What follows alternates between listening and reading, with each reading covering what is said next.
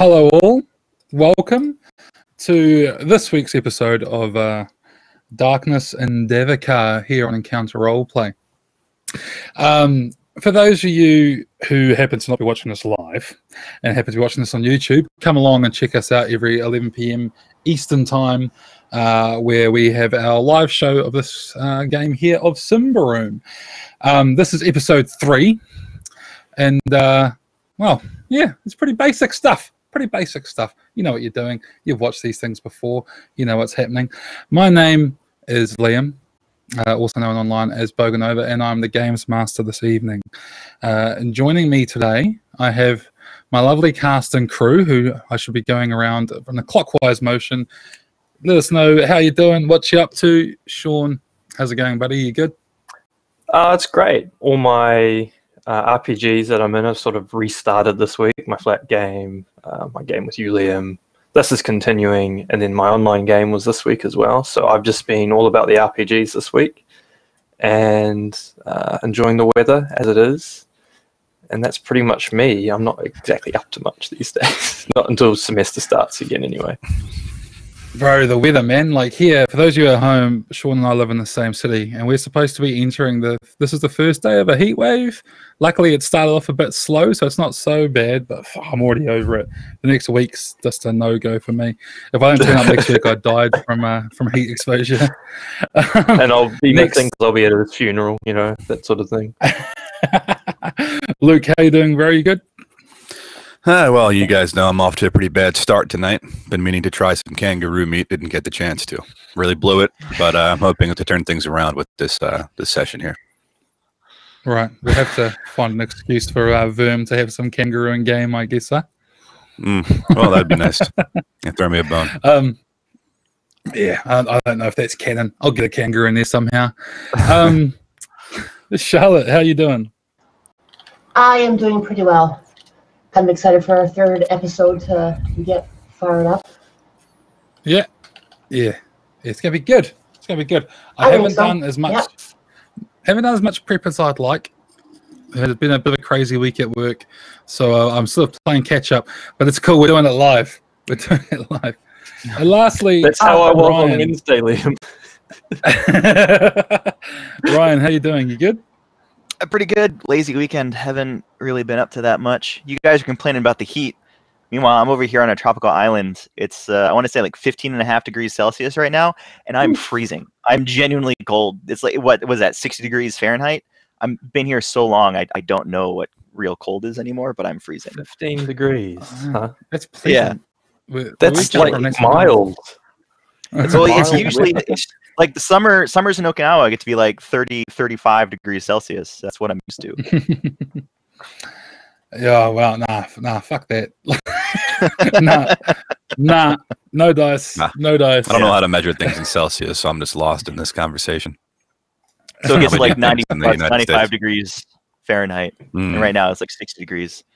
Like back home, I feel like, oh, this is nice. Like some pants, a light jacket. No, I'm freezing. I need a winter coat. All right, and in Davokar and in Ambria, where today's game takes place, it is currently late or mid-fall.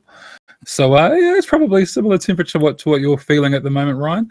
But before we crack into the show, I need to go around and give a shout out to all of our sponsors.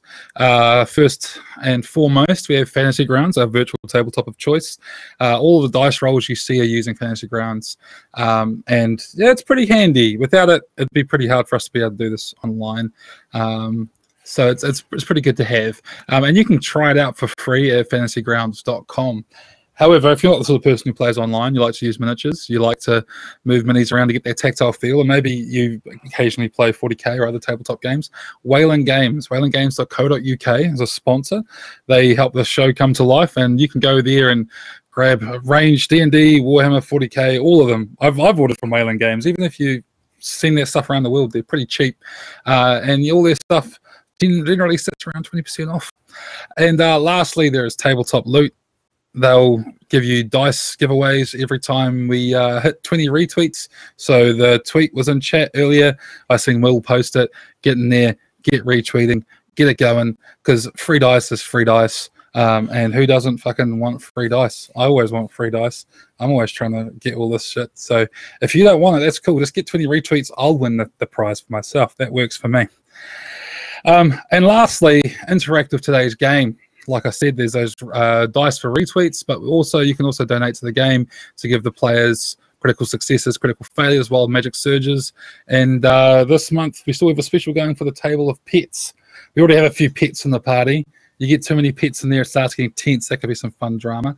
But anyway, let's cut to the chase. Let's stop blabbing along. People don't come here to hear about the weather in Okinawa. They come here to see roleplay games.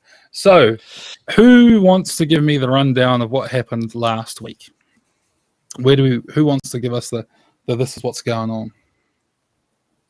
So last week we had successfully tracked down the meerkats, having butchered a expedition that had some, from Lothar's perspective, the important thing was that there was some church people in there that had been on an expedition north into the Davokar for some reason. So we tracked the meerkats down to a cave system further into the Davokar, and I think it was Verm sent his familiar ahead, having, I guess, just walked into the vision of the familiar, seeing the lay of the cave system, finding there was this random person playing with the meerkats in there across an underground cavern which had a massive lake in it. And you also encountered some survivor of the expedition that was traveling further into the cave system. We tracked them in through there, maintaining that we should probably attack them now as opposed to any sort of system of flushing them out. We encountered this survivor who turned out to be blight-stricken and wasn't exactly listening to much sense, was on their little own quest for vengeance. The following day after resting, we attacked the meerkats. After killing this poor fellow that was slowly becoming an abomination rather than risk him becoming something worse. And we encountered that there weren't just meerkats in this cave. There was a blood cat that did its best at trying to take out Verm, but did not succeed. And so we ended up killing the meerkats, an Ambrian, and the blood cat, which was quite a tidy haul considering the first night we had on that clearing where we tried to draw them to us didn't work. Us going to them was the better plan, it seemed. So I think we'd managed to salvage most materials and we'd headed back to Caster. Yes, and that is where we jump back in. Now, for the sake of brevity, we're actually jumping forward, assuming that the last couple of weeks, well, the last week and a half, has been spent trekking through the woods. It's an arduous journey, as the trips in the Davokar always are, and it's complicated by the fact that bringing back a live meerkat is not easy. And the way that you've done it is Verm has used a possession ritual to control the meerkat. So the meerkat's fine. The meerkat's not trying to eat you. You have control of the meerkat.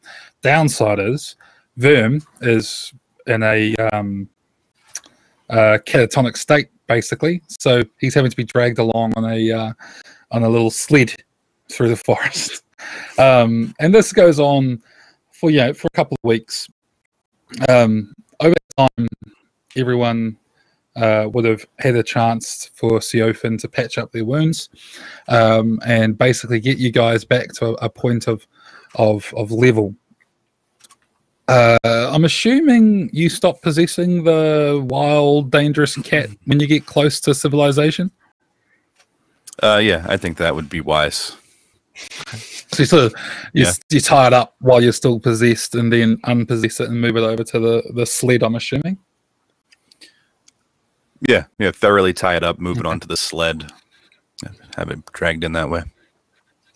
This is probably about the time that Lothar would also start, I wouldn't say shedding his natural guise, but taking the face of random humanoid-looking people at this point, as he's getting close to civilization. Is anyone else doing any special preparations before we move back into polite society, as it were? Before we actually get back into polite society, Pensho would actually take a moment to sit, maybe like the night before or whenever we are. He'll find a moment to talk with Verm, and he'll like sort of like clear his throat and be like, "So, when was the last time you spent any extended period of time in civilization, Verm?" Well, that depends on what you define as civilized. It may have been a number of months. May have been years, now that I'm thinking about it. Mm-hmm. Okay. You understand the dangers given your practices, I trust? I understand well that people are not to be trusted. No more than the beasts that we drag behind us. Okay. I just wanted to put that out there. I've come to appreciate your talents and your skills, but most people wouldn't. I'm plenty good at dealing with people. Don't worry, Pentio. I won't cause any trouble. Okay. All right. Okay. And that's all Pentio has. Like, he's just like, oh, I'm nervous, and now he's a little bit more nervous about it. Glad to put you at ease. Right. So the next day, it's approaching midday. You actually exit the trees, exit the forest, and ahead of you is the familiar site of Ambria, the home of the Ambrians, and the crown of civilization across the lands. The forest doesn't end abruptly; it sort of starts to thin out, and the trees go from big, epic, massive fucking trees to smaller and smaller, and then before you know it, you're pushing through underbrush and emerge facing civilization. Not too far from the forest, down some rolling fields, and underneath the clear sky is you can make out a road. There's basically a road that runs more or less parallel to the forest, so people who are coming and going, Queen's Ranger patrols and things, sort of have a way to get to where they want to get into the forest. And you make your way onto this road. It's a fairly quiet day, and there's not much other traffic, and in the sort of rather brisk weather, you're dragging yourselves along, and ahead you spot the walled town of Caster. The first thing you spot, actually, on the horizon is a large bell tower that rises from it. An old relic of when the town was once a barbarian stronghold before the Ambrians conquered and settled in there. As you make your way forward, you see the walled, the large sort of palisade with it's like half stone, half palisade. Stone construction is actually quite rare in Ambria. This country's only sort of 15, 20 years old. So a lot of the fortifications and buildings you see don't have that old longevity you expect in a lot of fantasy settings. So here you see a relatively new sort of stone foundation, out of the top of which rises a palisade. And there's a large gate you're approaching from the west. And at the gate, you can see it's half open wide enough to let a wagon through. And there's a bunch of rather bored-looking soldiers, guards, lounging around the entrance of the gate. And as you draw near, a rather short man, a bit of a gut on him, but relatively immaculate armor. It's not expensive armor. There's dents, there's dings, dirt, but where he can, he's clearly taken the time to polish it. He's clearly taken a moment to sort of have a bit of respect for his self-image, and he steps out, and in the distance you sort of hear him sort of yelling at the guards to stand to and prepare as you guys arrive. How does your progression look? If I was to be the guard standing upon the gate looking down at your little progression, you've got your sled, which I'm assuming has the meerkat on it and probably the skin from the blood tiger. Bloodcat, sorry. How does this whole thing look? Do you guys want to describe to me and our viewers at home what we're seeing here? So I think Pentio, he would probably stand front because this is sort of where he's used to being. Plus, he's, you know, probably the most like socially acceptable person out of the group since he is Ambrian. Though he doesn't much look at covered in, you know, 2-3 weeks worth of muck from the Davokar, but he's still undeniably and indistinguishably Ambrian. So he would stand at the front, his shield put away, his sword at his side, sort of walking confidently at the head of the train. Yeah, I don't know if we ever really gave descriptions of what our characters really look like, but Verm is like tall and sinewy, and he's kind of standing in the back by the sled. And he wears at most times like a wooden ritualist spirit mask that covers his entire face. But you can see strands of like a silver white hair hanging down over his shoulders, and he's got like a leather cloak on and different beast furs and bones hanging from different places. So he's clearly a man of not. He doesn't look part of civilization, so I could imagine that drawing some suspicion for him. Yeah, Lothar would actually be standing next to Verm because Verm looks quite strange. And Lothar's thing is, as long as somebody's looking at somebody that isn't Lothar, he's feeling comfortable.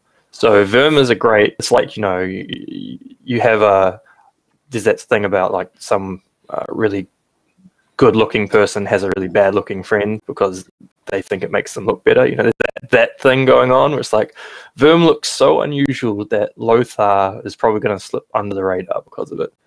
He looks Ambrian at this point, like his dress style is very Ambrian. He's middling height, so he's not overly tall. He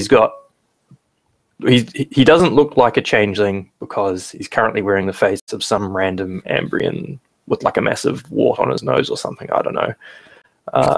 But he's just wearing robes at the moment with a mace tied to a belt around him. But the thing that's striking about him is whenever he changes his guise, he still maintains the same eyes.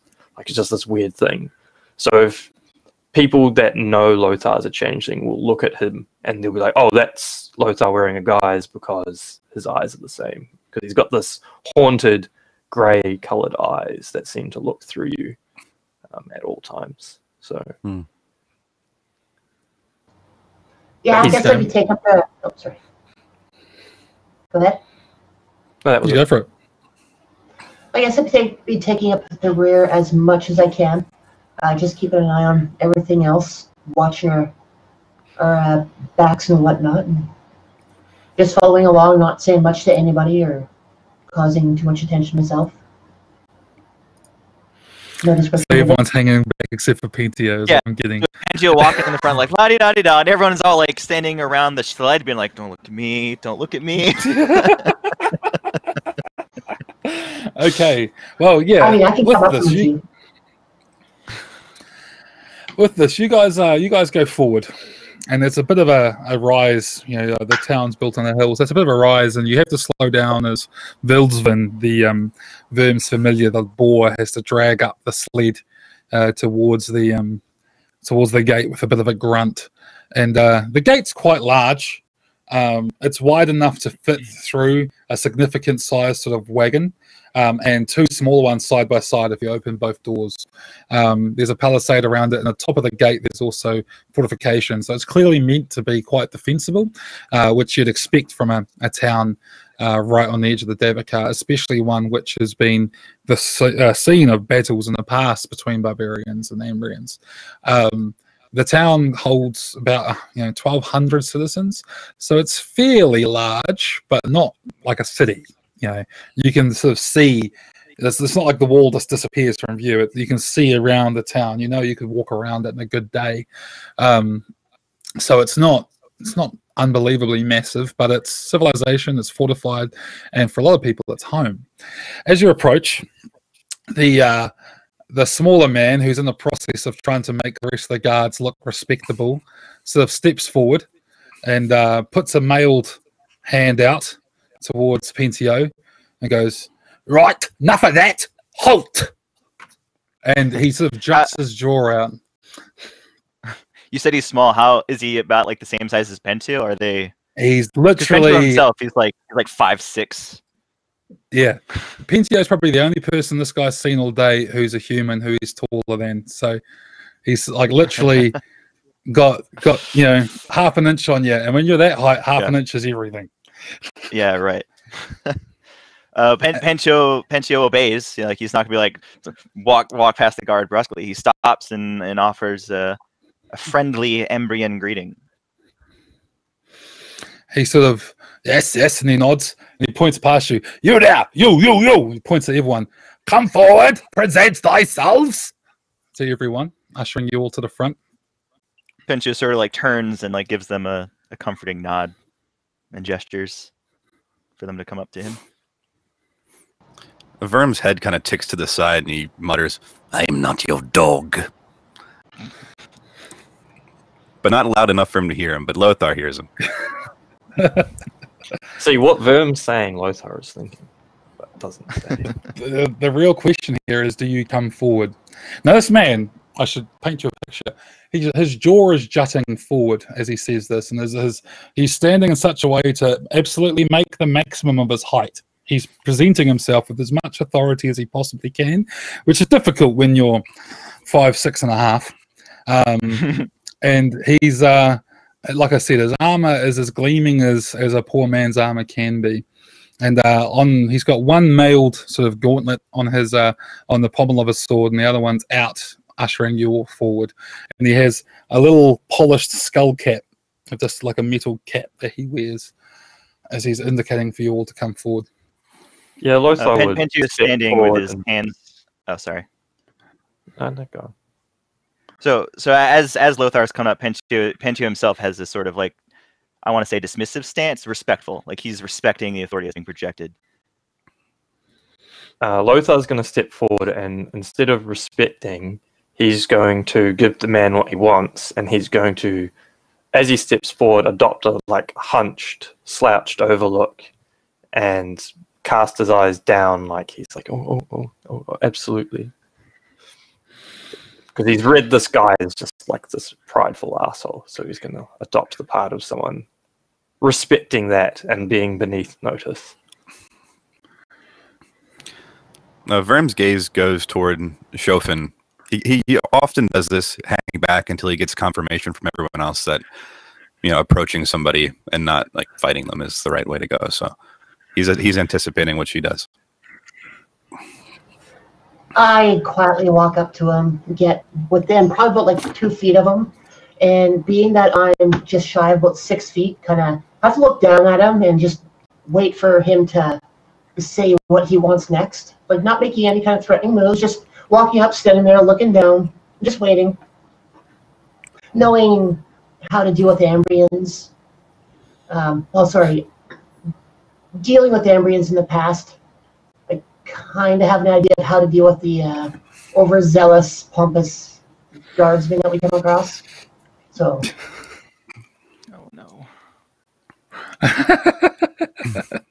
Yeah, Verm turns toward Vildsfin and gives him a little gesture with his downturned hand, and has Vildsfin start moving forward, and Verm walks alongside him and mutters again, "I wonder if you can make me." But he'll find his way next to everyone else.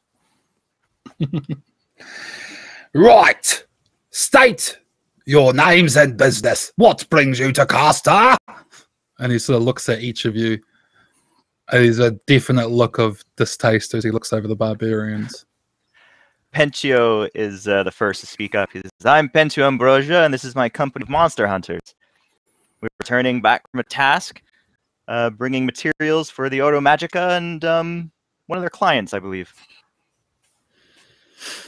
Monster hunters, huh? Yeah. Indeed. Right. And what are you traveling? That looks like a dangerous beast there. And he sort of nods towards the meerkat. Quite a hefty bonus for bringing one back alive. Good business. Right. You are transporting any goods? Gold, treasure? No, just live animal and parts from dead ones. he looks around a wee bit, and you can see he's sort of sizing you all up, and he looks back towards the other guards and sort of nods, and they sort of come forward, and you can see they're a bit gingerly approaching the sleigh, because they're supposed to search your goods, right? Like, this is common practice at Ambrian towns. So they're coming up, and even though it's tied up, they're looking at the meerkat, and they're a bit like... As they're doing it, Pentio pulls off his own gauntlet and is like, "Careful, it bites." And he shows them the wound from when he last dealt with tying it up. There's a younger one. He's got a spear, and he's wearing armor, which is clearly not originally his. It's secondhand, and it's a bit too big for him. And all the others sort of look at him and sort of nod towards the sleigh. And he sort of approaches, and with the end of his spear, he's sort of, pushing through the stuff that's on there and avoiding the meerkat with everything he's got. And after a while, he's like, looks good, Sarge. And the seemingly satisfied, the surly sergeant sort of, nods and sort of stands to attention, trying to make himself even slightly taller. Right.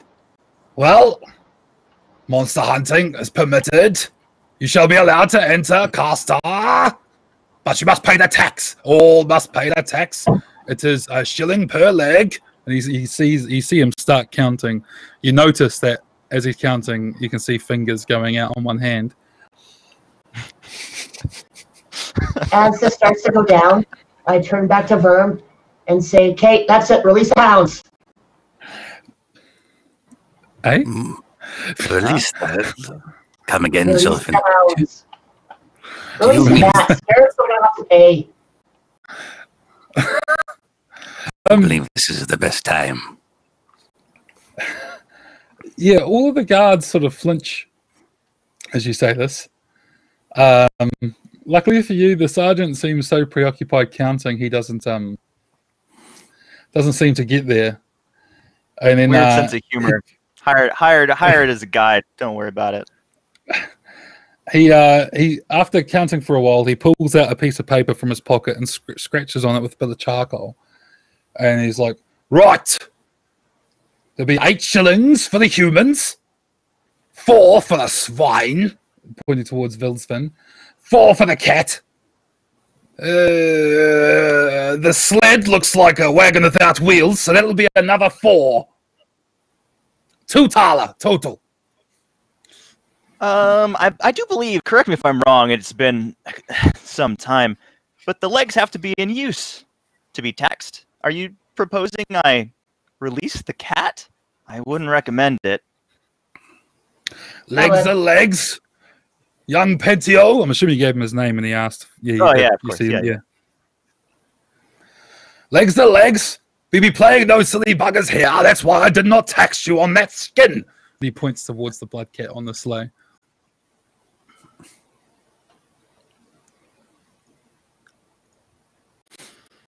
I will go up to him. Yes. I'm going to pay him because I got a little bit more money from looting the corpses last time. So that's right. I'll begrudgingly pay him what he wants. All right. Cool. Yeah, he takes the money. He counts it carefully. I'm assuming the money you gave him was more shillings than Orteg, so it's a larger amount. So he's sitting there counting the change. And then he sort of steps to one side after a while and sort of hisses at the men who quickly shuffled, trying to look professional around the gates. And he indicates, "Welcome to Castor. Behave, or we'll be seeing you." He sort of nods towards the door. All right, thank you, Sergeant. I guess as we immediately step through the gates, Lothar would start chastising Pentio, and he'd be like, "Why would you antagonize this man? The 2 thaler. This is nothing compared to the reward for this task. You bring unnecessary complications to what we want to do. This is height of folly. I thought you have had some brains in that skull, no?" The height of folly? Pentio says, sort of imitating Lothar's accent, is laying down, you don't earn respect by being a piece of shit. I know how to deal with fellow Ambrians. We had no intention of not paying Lothar. It is a game. Well, your game comes at the risk of upsetting the pretentious assholes as you Ambrians all are, yes? So why, Indeed. when you can take the easy path, would you take the hard path, huh? Stupidity. Pentio just laughs. He's relaxed and just laughs at Lothar and continues on his way. Silly man. The funny thing is, this is probably every time we enter an Ambrian town, this conversation happens, like without fail, every single time.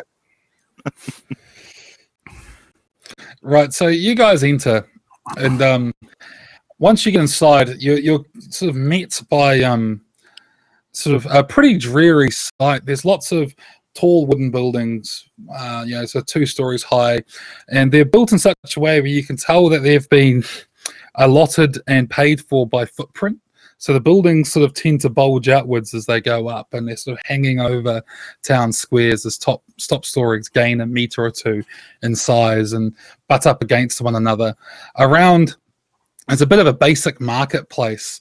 You can tell this isn't like the full-on commercial hub of the city. Well, most of you have been here before, I believe, except for maybe Vern. So, you know this isn't a full-on commercial hub, but it's a bit of a local market, like a farmer's market sort of thing. And there's people coming and going. The ground is mostly just mud. You're sort of ankle deep in slop from people coming and going and carts passing by and people just emptying sort of privy pans out into the street. There has been an attempt to add gravel to it to firm it up, and there's also boards and things here and there. But for the most part, it's just a mess.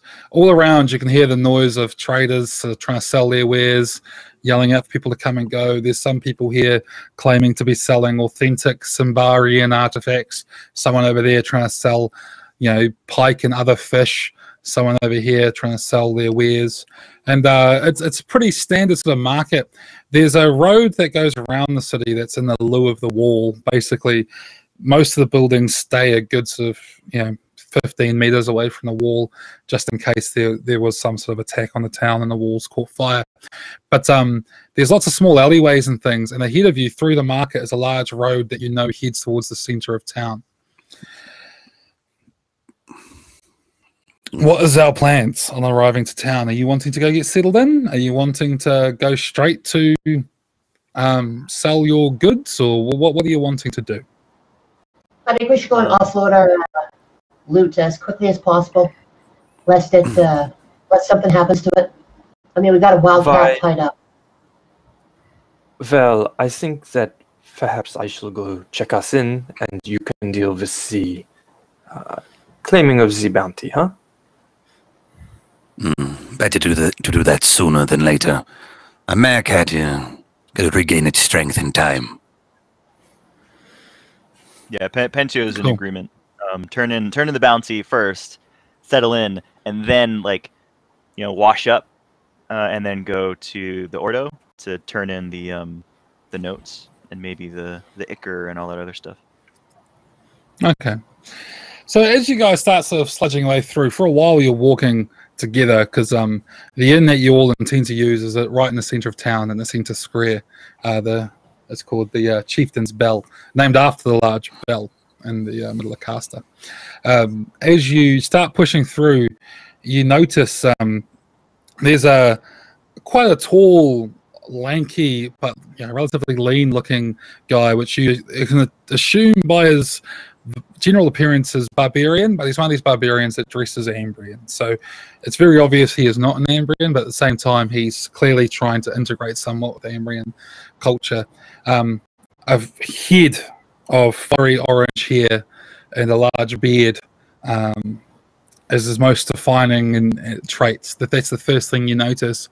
And he sort of watches you all come through the gate as he's leaning on a post, chewing on an apple, before he sort of gets up and with one stiff leg sort of starts limping towards you. Greetings there. What brings you to Carster? Do you need a guide? You look like you need a guide. Welcome to town, good lads. You, and he sort of points towards Pintio. Is this your merry band, is it? Pintio just sort of like looks around. What do you mean we need a guide? I don't need a guide to Caster. I turn to Pintio and tell him this is what we call a city barbarian. More like a shitty barbarian. Pay no heed to them. There's a reason he's in the No, city. no, brother and sister, there's no need for name calling. Look, I merely assumed you were new to town. I thought I'd show you about. You know, there's things to find, you know. I don't see your faces around here. Perhaps some other time, friends. We're on important business at the moment. You can tell these two aren't exactly merry, if you know what I mean. And perhaps there's a reason for that. He says, looking around at all the shit being poured from the waste buckets into the street, and about not seeing new faces around here. Yeah, I start to walk in, going our way, and turn back to him and says, "Well, yeah, I'm not Mary. My name is Shoffin." And keep on walking off, like just humorless. Having seen the party dismiss him, Lothar's gonna pull out an Ortig and give it to him and say, "Val, this can buy you around at the tavern, huh? Instead of showing us around, just have a drink." And he takes the coin and tucks it away, and you can tell he's not to be dissuaded. Whilst you carry on, he sort of walks with you.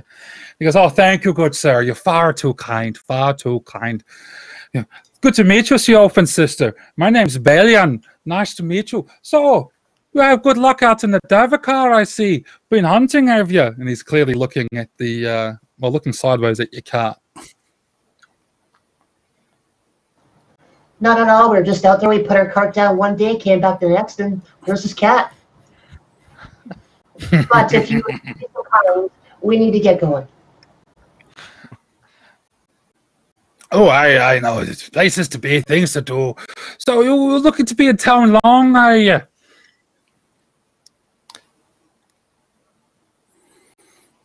I would hope not. You can tell he's forever the optimist. He sort of keeps eating his apple, and whilst it's a bit of an effort for him to keep up with his limp, he sort of follows you guys around a bit. He carries on like this, asking you questions, and over time is just sort of just trying to be friendly, unwelcomingly as it is. And then after a while, you keep brushing him off, and he goes, "So that's quite a nasty looking pouch you got there on the sled. Where do you get such a thing?"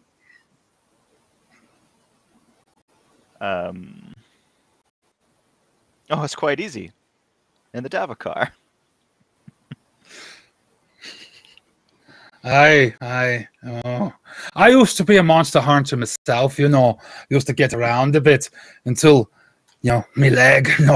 Look, if you ever want to talk, I'll be around the inns tonight. If you want to talk, maybe trade stories or look for things. I know a thing or two, Old Wily Balin, they call me. Anyway, I'll leave you on your way. And he sort of stands. This is when you're in town square, where the two major inns are both viewable from this current position. And he just sort of takes a position on a post and keeps eating his apple. Pentio says, "Thank you, Balin. We might take you up on that. Come look for us later at the Chieftain." Yeah, I will. And make sure you tell us how you were out adventuring one day and you took that arrow to the knee. That wasn't no monster that did that one. Oh, that's more than an arrow, sister. But you'll be hearing the story. Don't you worry. Everyone likes a good story for Balin.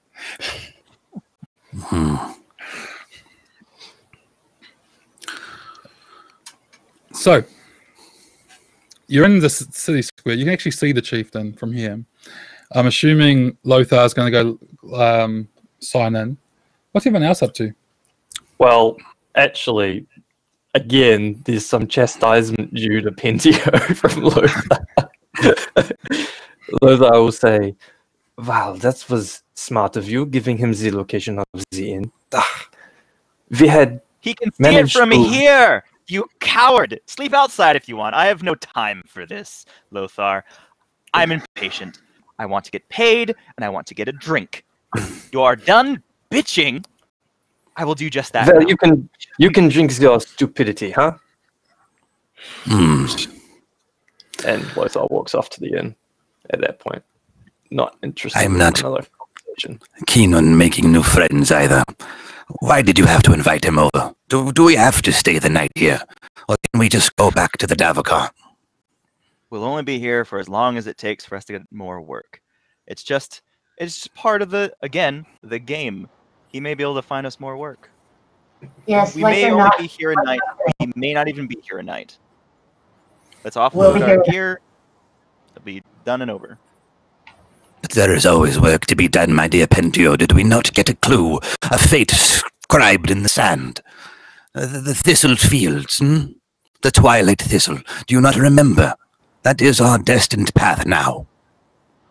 Right, destined path. Well, we can follow up on that too. Perhaps that's what you and Shofen should get up to. Alone.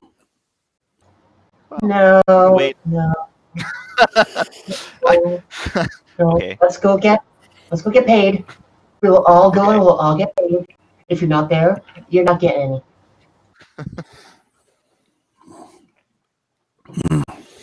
And let us do our chores, and then we'll follow up.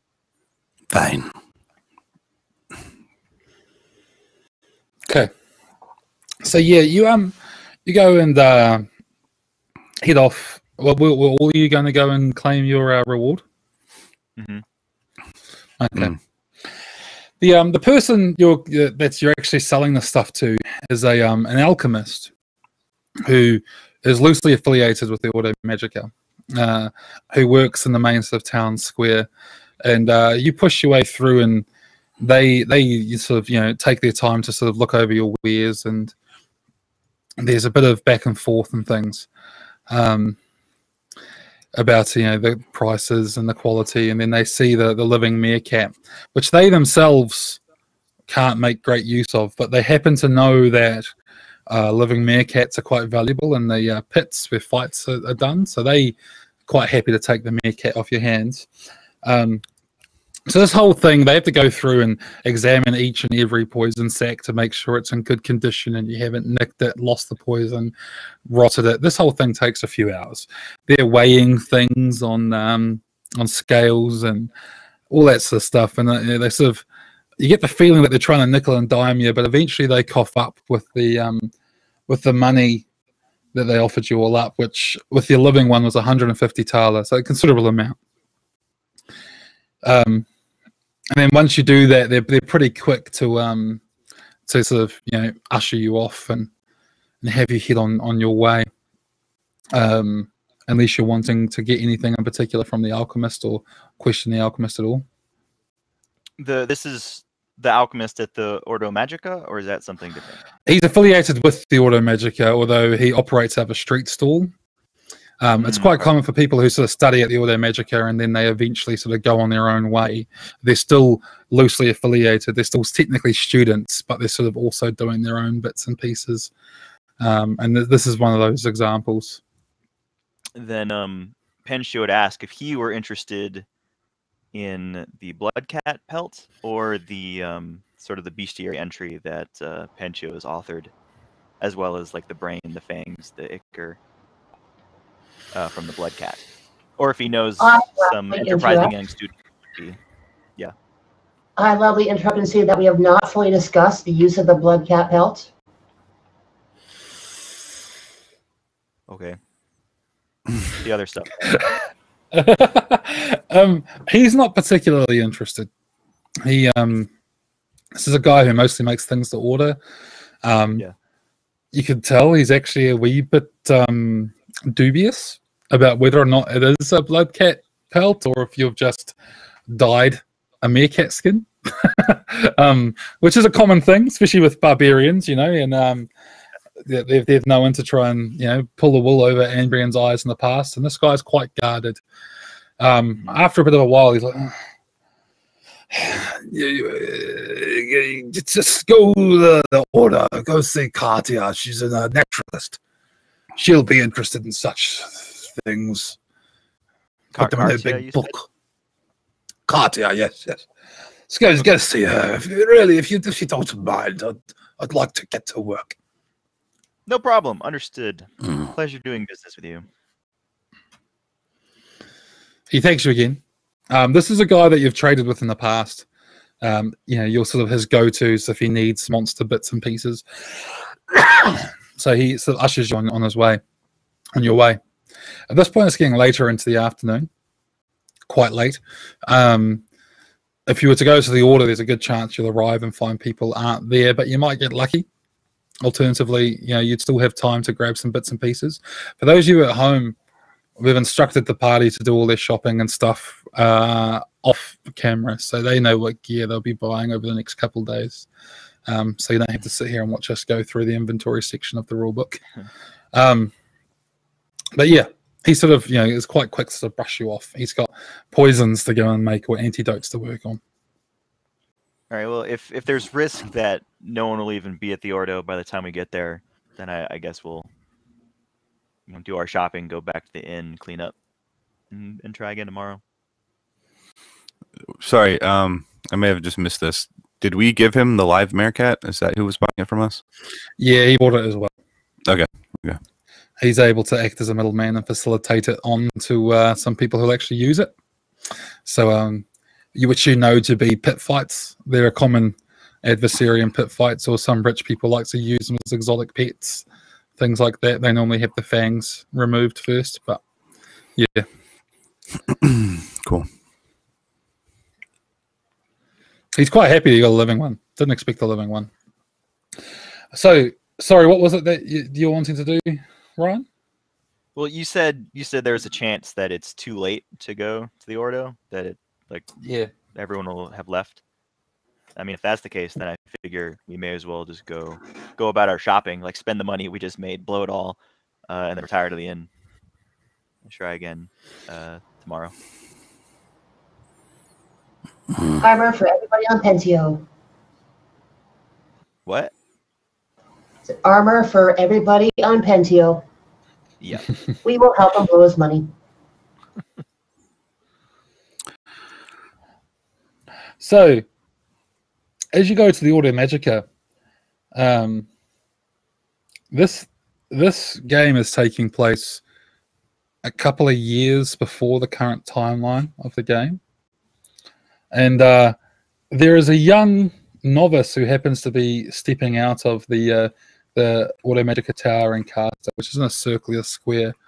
So, Sean, how does Raffaello look upon the party as he steps out of the tower and comes out upon everyone?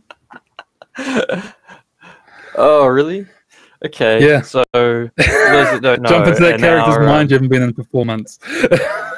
Yeah, in our home game that we've taken a hiatus from, my character is Raffaello, a novice Auto Magica wizard. And he has a rather dim view of non-Ambrians. So he probably comes out, looks upon the party, sees barbarians,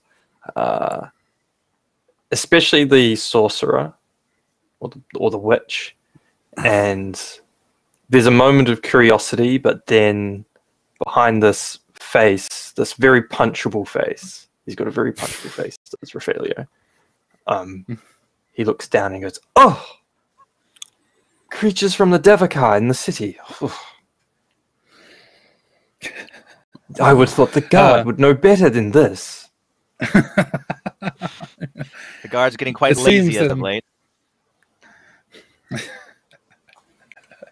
It seems that I would agree with Raffaello's- you anyway. Yeah, sorry. He seems to be in the process of like cleaning up the front doorstep, bringing in things that the Audio Magica normally has out, message boards and stuff, doing hashtag novice things as he's preparing the tower to close up for the day. You could either talk to Raphaelio, or you could head deeper into the tower and try and find somebody. Is he likely to be the person we'd want to talk to sell something? No, Information? no, No? he's clearly a novice. He's Okay. a very threadbare novice with a punchable face. Right a there. student. Verm like leans No, in. buddy. Verm like leans over Pentio's shoulder, like bringing his face, still covered in his mask, to Pentio's ear. He does this rather often and whispers in, Pentio, what are we doing here anyway? I grow very tired with the way people speak to us, and I see the way they look at us. We are not welcome. Pentio sort of nods and sort of like leans back and says, "I know it's a necessary evil. Just trying to make a little bit extra coin. I can go on ahead. I won't be long." And then Pentio will go into the tower to look for someone else. You step inside, and there's a reception area inside the tower. It's not a very large one. It's almost just like a little podium, and behind which there is a goblin. Goblins aren't very big. They're quite short. Pointy ears and sort of twisted features. And this one's dressed up quite finely for a goblin.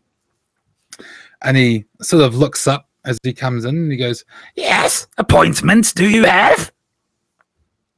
Oh shit! It's Yoda. Yoda.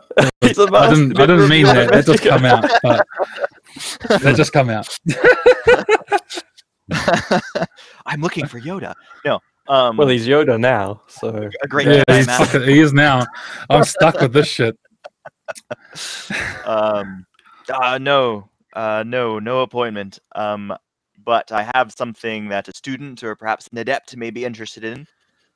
Some first-hand accounts, and he produces basically one of the large vials of like brain matter from the blood cat. Exotics. Yeah, he sort of looks at it for a moment. You get the impression definitely faking knowing what he's looking at. Oh, yes, a person, a name you have to talk to?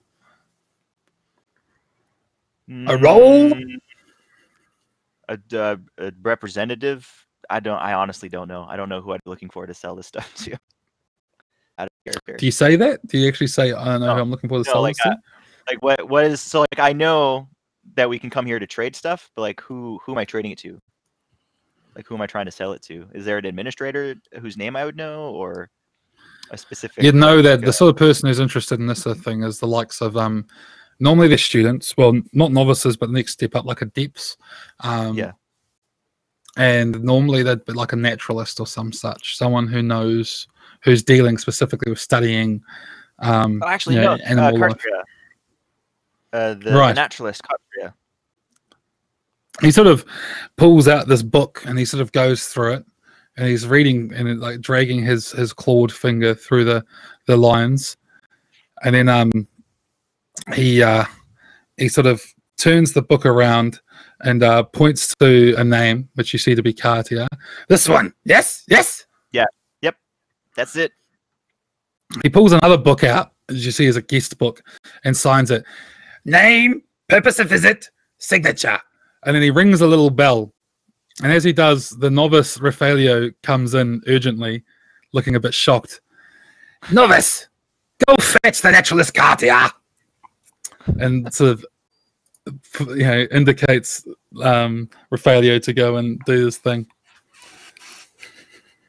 He takes a look at the party and he looks disgusted at having been sweeping the entrance, that in his view all that hard work has been undone by these 3 footsteps that are being led into his home.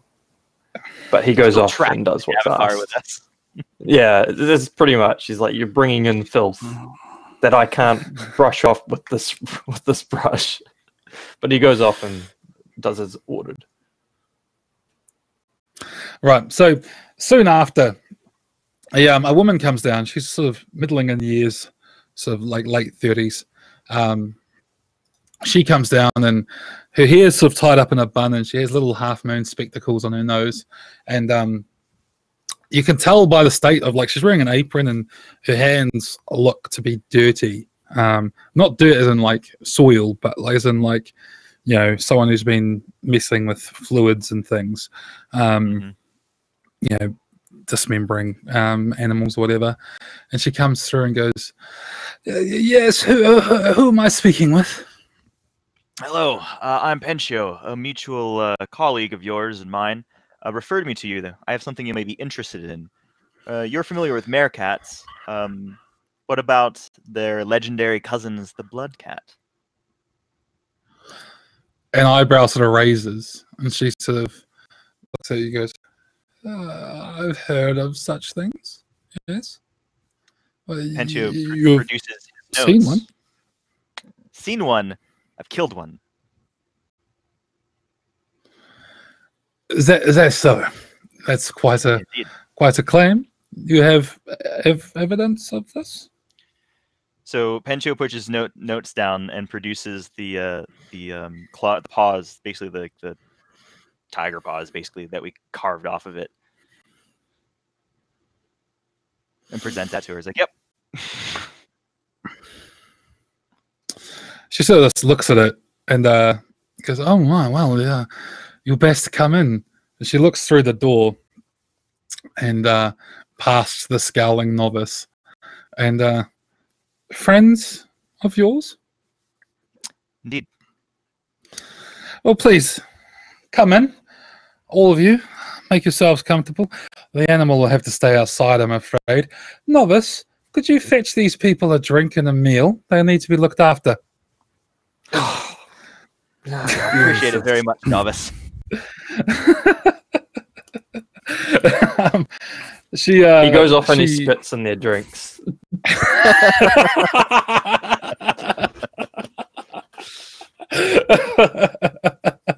So you're all brought in, and you bought sort of bread, butter, cheese, and ale.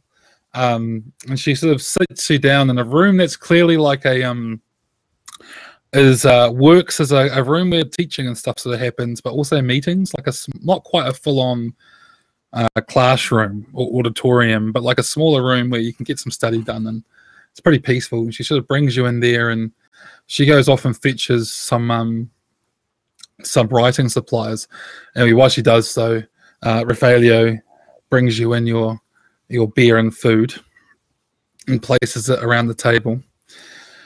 And then she sort of returns, and she has this big leather-bound book with her, as well as some smaller sort of tomes and lots of just pieces of writing paper, or it would have been vellum, right? Like processed sort of hide. So she brings that out, and so sort of sits down and looks at you and goes, "So, I assume there's quite a tale to tell?" I suppose. Pencio produces his notes and his sort of rough sketches, and I apologize. I'm not a specialist such as yourself, but I took what notes I could, the sort that sort of benefit me in my profession. But I did some sketches and some drawings, and he holds them out for her to take, essentially. Yeah, she takes them and starts looking over them and goes, "So, what's your friends? What was your role in this? How did you come across this blood cat? How did you find such a beast?" Well, it's simple, isn't it? There's not much a story to tell. We entered the Davokar and we tracked them, and then we found them. They found us as well, and then we killed them. And now we're here. The blood cat, I'm not quite sure, but it seemed to be at the center of a pack of meerkats. We were hunting the meerkats. We weren't expecting what we found. Right. And did it seem to have any sort of power over you? Not over us, over the other meerkats. Right. So you can see she starts jotting down notes.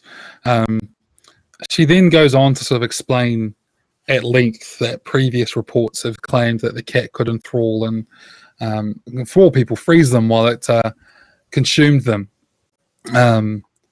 But she's always suspected such things were fancy and rumour, and that she won't be including that in her studies. So the paw. What else do you have of this beast? Is there anything to see? I'd quite like to see it. Vern would procure the. He got like the intestines and like the tongue and like all the gory bits that probably wouldn't be considered useful to her, but he presents some of them anyway, proudly pulling them out, and they're not packaged very nicely. Fentio has more professionally packaged bits and odds, like parts of its brain, and specifically its brain fluid. And then mentions that we skinned it, but I have a feeling our hunter is going to use that herself. Oh, and she sort of looks around the room to see who said hunter is. Does Siofin make herself known, or is she just going to have to assume? She is just going to have to assume. I mean, the bow on my back might be a bit of a giveaway, but I'm not saying anything. She's the one who looks like a ranger, I guess. Okay. What is it you wish to do with this pelt, then? What's its purpose outside of study? It had quite a thick hide. I imagine it would make quite a good armor. So I does Ox. believe our people do have use of something like this for their rituals. As I say, turning to Verm a little bit, or kind of motioning to him with my head. Well, it is better to not make waste, to put to purpose rather than to be displayed in some museum for undeserving eyes to gaze upon and wonder. Oh, well, pray tell, sir, what defines deserving eyes? Capable. Not those who sit in squalor and share in drink and merriment behind closed walls, to look upon something that they think less than them. There is a story to be told behind every carcass of every slain creature, including man and beast, and to look at it in such a way as to disrespect its own life and its death. Right. And you assume myself and the others here of the Order would do such things. Disrespect. I see that you hide in a building and you sweep away at stone, as if the grime would hurt you.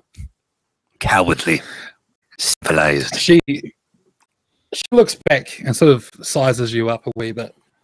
Right, so it's better to hide in a circle of magic than behind the artisanship of man. Verm's head like slowly tilts to the side as he's looking at her through these holes in his mask cast in shadow. And how would you know where I hide? No, you witches seem to share habits. Oh, we sleep in tents.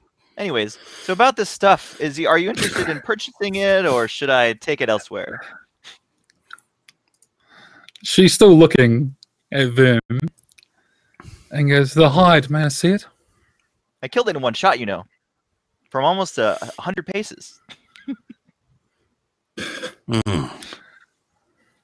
Yes, Verm fascinating. looks over at Chofin, and who I believe Chofin has the hide, right? I think that she does, but Verm would look at Chofin, and he'd We can say she does. Yeah, he'd be trying to read her expression to see if she feels the same way he does about, you know, these undeserving people. Well, I give a bit of a head shake just to say no without stating my full intention for what I want to do with the belt. I mean, she hasn't said what she'd pay for it yet either. That is true, but what is money compared to fame in the long run? A few thaler here could mean a lot more in the future. Oh, I'll give you full credits in my works. And she sort of taps her hands on the book. This will be printed, you see. Novices shall read this all across Ambria and in the uncivilized lands once civilization reaches them.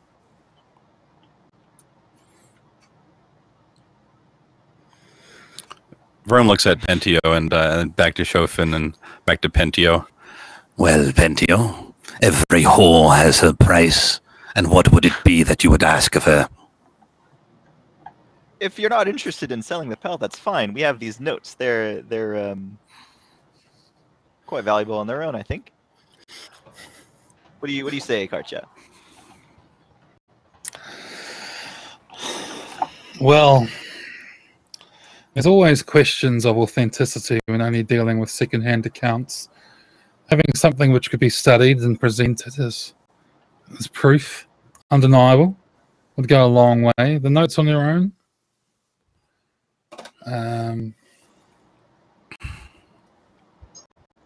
I kind of pipe in, but isn't everything that you write and everything that you will write is all secondhand information to those who will read it later on in time? So where's the authenticity in that? So giving you this for you to record it in your annals and your records, what good does that do us if it's all secondhand information in the future? As you say that, she's sort of looking over her notes and over Pentio's notes, and then she sort of looks up at you and smiles and reaches into her robes, and she pulls out a horn which she places down, which you all recognize as a troll's horn, and goes, "Well, you see that there wasn't second-hand gained. Not everything in this book, in fact, but if you wish to assume such things, that is fine. For just your notes, 11 thaler."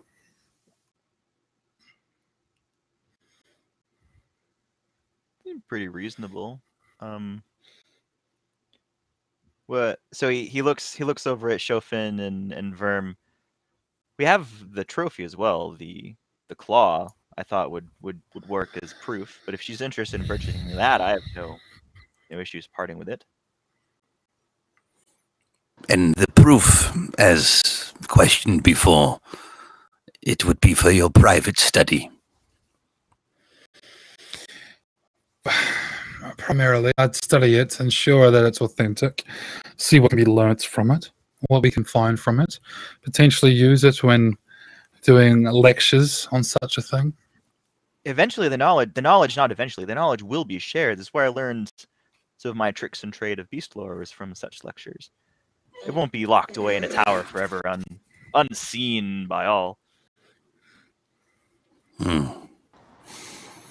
I don't understand the meaning of your seminars, and it doesn't matter to me. It doesn't matter at all.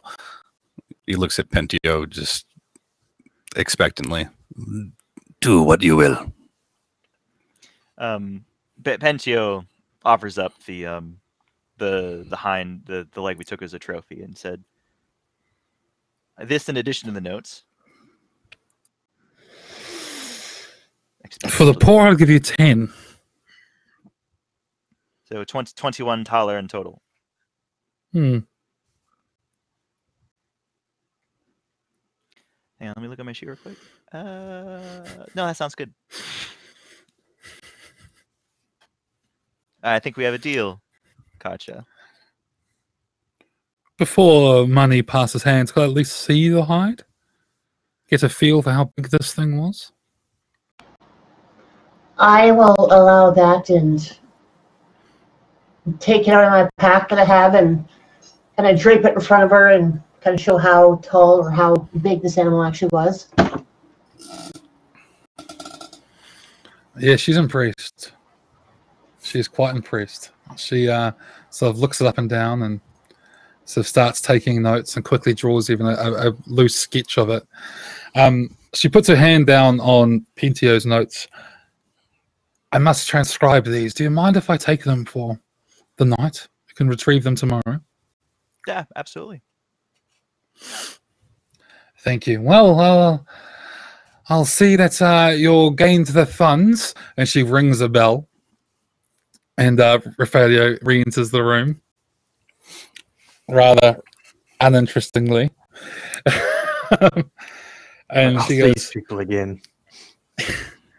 Yes, could you please see to our guests, make sure they're showing the way out, and on the way, requisition them 21 Tarlo, if you will. His eyes go wide, like, well, that's not what he was expecting to be doing.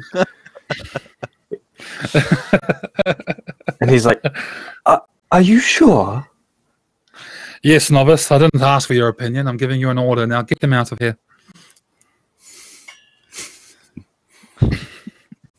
Now, right this way, people. Thank you. It was a pleasure, Kartia. If we come across anything else, I know where to find you. Yes, yeah, pleasure. If you find anything, please. She waits for you patiently to leave. Yeah, I guess she keeps your notes, and yeah, you guys get your 21 Thaler, all that. You get the distinct impression that you know, at first Rafaelio counts it really quickly because he's in a hurry to get rid of you, and then he realizes he lost count, so he starts doing it again, and then when he realizes how desperately you guys want to be out of here, he takes his time. You do what? Yeah, I was actually gonna say, like, and it's like, wow, for such good service, I expect a tip of 1 Thaler. And then he skims a Thaler off the top. No, Pentio will count them and instead give him an Orteg for his time. Remember? Oh no, you would have spent that Orteg by the time we get back to that game, I think. Right, so you guys are out and about. It's evening now. After you leave, they actually lock the doors of the order. And you guys are on the streets of Castor. The square that the Audio Magica are based in is like a round square that's off the main road you came up. You're not too far away, maybe 5 minutes or so from the chieftain. Do you have anything particular you wish to do for the evening? Just head back to the inn? Yeah, if it's fallen late, well, just go back to the inn unless someone wants to do anything else. No, I'm good with heading back to the inn. I would wish it not so, but if we have to stay another night. But hopefully by tomorrow we can leave. I am exhausted, trapped within these walls like a rabbit in a cage. Well, you know, if you so choose, there is a stable I'm sure we can get you a room at. Make you feel a little bit at home.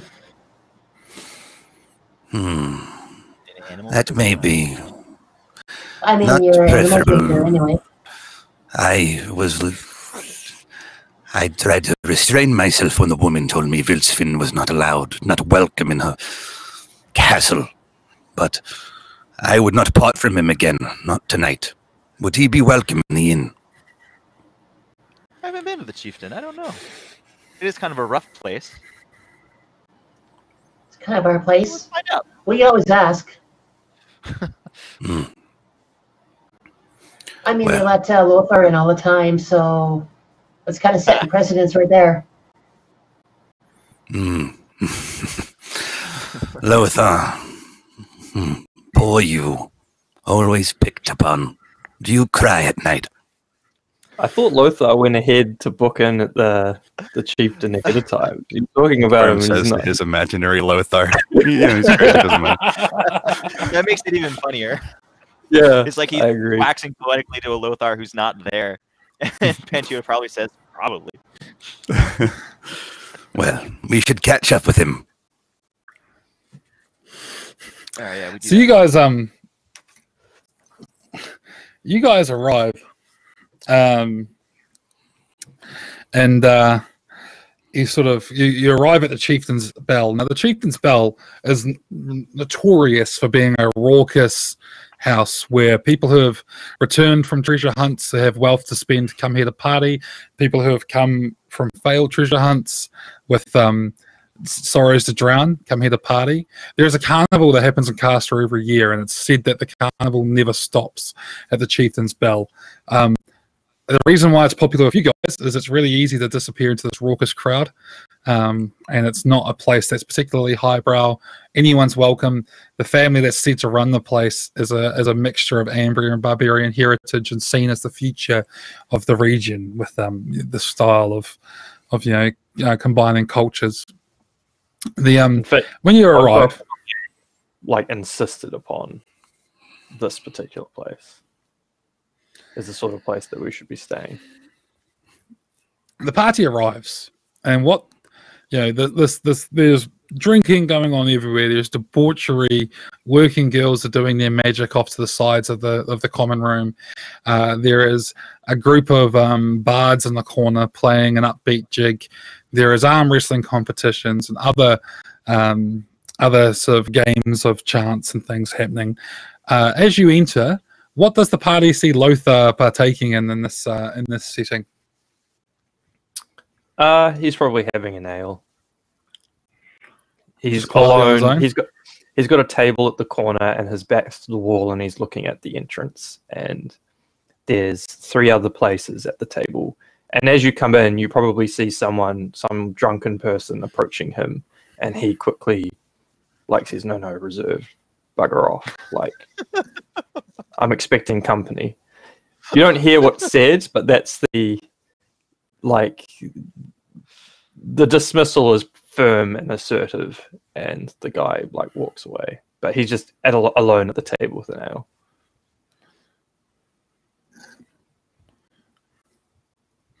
Verm notices there's no other animals inside the inn when he comes in. Sorry. There's a stable outside though.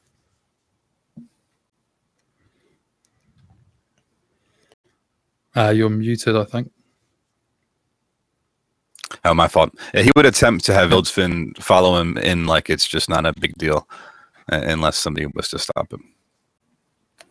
No one stops you. You come in. There's definitely a round of raised eyebrows as people see the pig come in, and some people are cheering. There's a joke about somebody's mother having finally arrived, and other such things going around the room. What are you guys doing? You're just going to go join Lothar at the table? You're going to go up to the bar? You're going to inquire about your rooms? Lothar's booked a room. He's actually booked 2. We'll assume the cost is taken out of what you've already done. So you've got 2 sort of double rooms, like 2 single beds in each, which I'm assuming Lothar separated into barbarians and Ambrians. Man, I have to be roommates with Lothar? Ugh. Yeah, so what's everyone's plans here?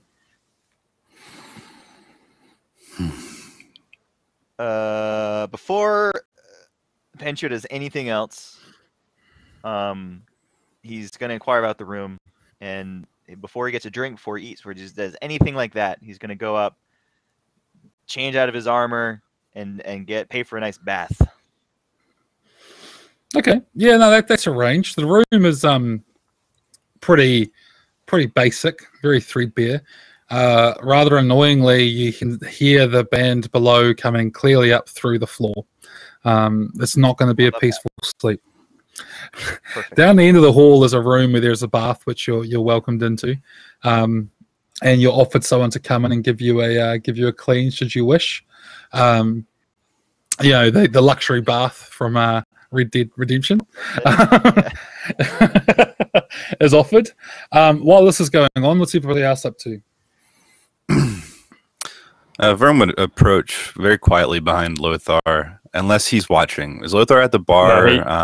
No, he's at a table with his back. He's set up to watch everything that's happening in the lower level of the tavern. Okay. Well, he would approach Lothar and just kind of get behind him, and Vilsfin would follow and lean over and whisper, You drinking away your sorrows, Lothar. I can still smell the bodies burning. Can you? Well, not so much now. Once that's done, they are gone, and we don't have to worry about them. Their souls have been dealt with according to priors, so there it is. Is that what you think happens, Lothar? How naive. Well, as long as you don't get your hands on them, that is what happens. They are not mine to keep, nor are they yours, or your false god. Now, we only have 2 rooms, so I decided to book out a stable for you and your swine, and you can go bugger it as much as you want, and no one will bother you. They take all sorts here. I call you by your name, Lothar. You will call him by his, Wildsvin. Well, you can call your partner whatever you want. That I will. And I will call you as I please as well. But for now, Shofin, He says, looking back to see where Shofin is, curious, and looks around for her.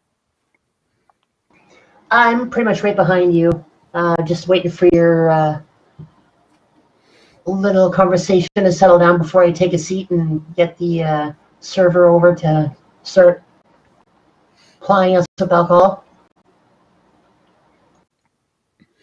I think Vern participates recreationally, not with alcohol usually, but it's usually herbal hallucinogenics and stuff like that. Mm-hmm. He's had alcohol before. Do Shofin and him often engage in recreation together? Do you partake? I mean, how often are we actually in a town to be able to do something like that? I'm not talking about alcohol. I was wondering if you were just hallucinogenic magic mushrooms and stuff. Bro, You know that you've all probably noticed at this point that Vern seems to be chewing on blackroot at least once a day at some point. Yeah, I would say that I don't. Just make sure my wits are about me, being that I've got to stay aware of my situation regardless of where it is. So the only inhibitor I'll have is alcohol when it's safe. So thanks, no thanks. well, it is... The noise in here will make it difficult to sleep. I may need some help. And Rim will back up to a wall, kind of right behind Lothar, and just his head turning side to side, just taking everything in while he just waits to see what people are doing. Okay. So, Siofin, you're going to sit down and have a drink and join Lothar. We have Pentio upstairs having a bit of a bath. We have effectively split the party. Bad things will happen. After a while, there's a group of people over to one side, sort of looking over at you. You can tell they're Ambrians by their dress, but they're definitely not well-to-do Ambrians. There's sort of jabs and sort of talks going on between them. You can see they're trying to convince each other to do something, and eventually one of them sort of gets up, sort of pulls his pants up high around his waist, and sort of strolls over and allows himself to sit at the chair that was reserved for Pentio, but is currently not occupied. And he sits down and goes, "You right, governors? You having a good night?" It's fine so far.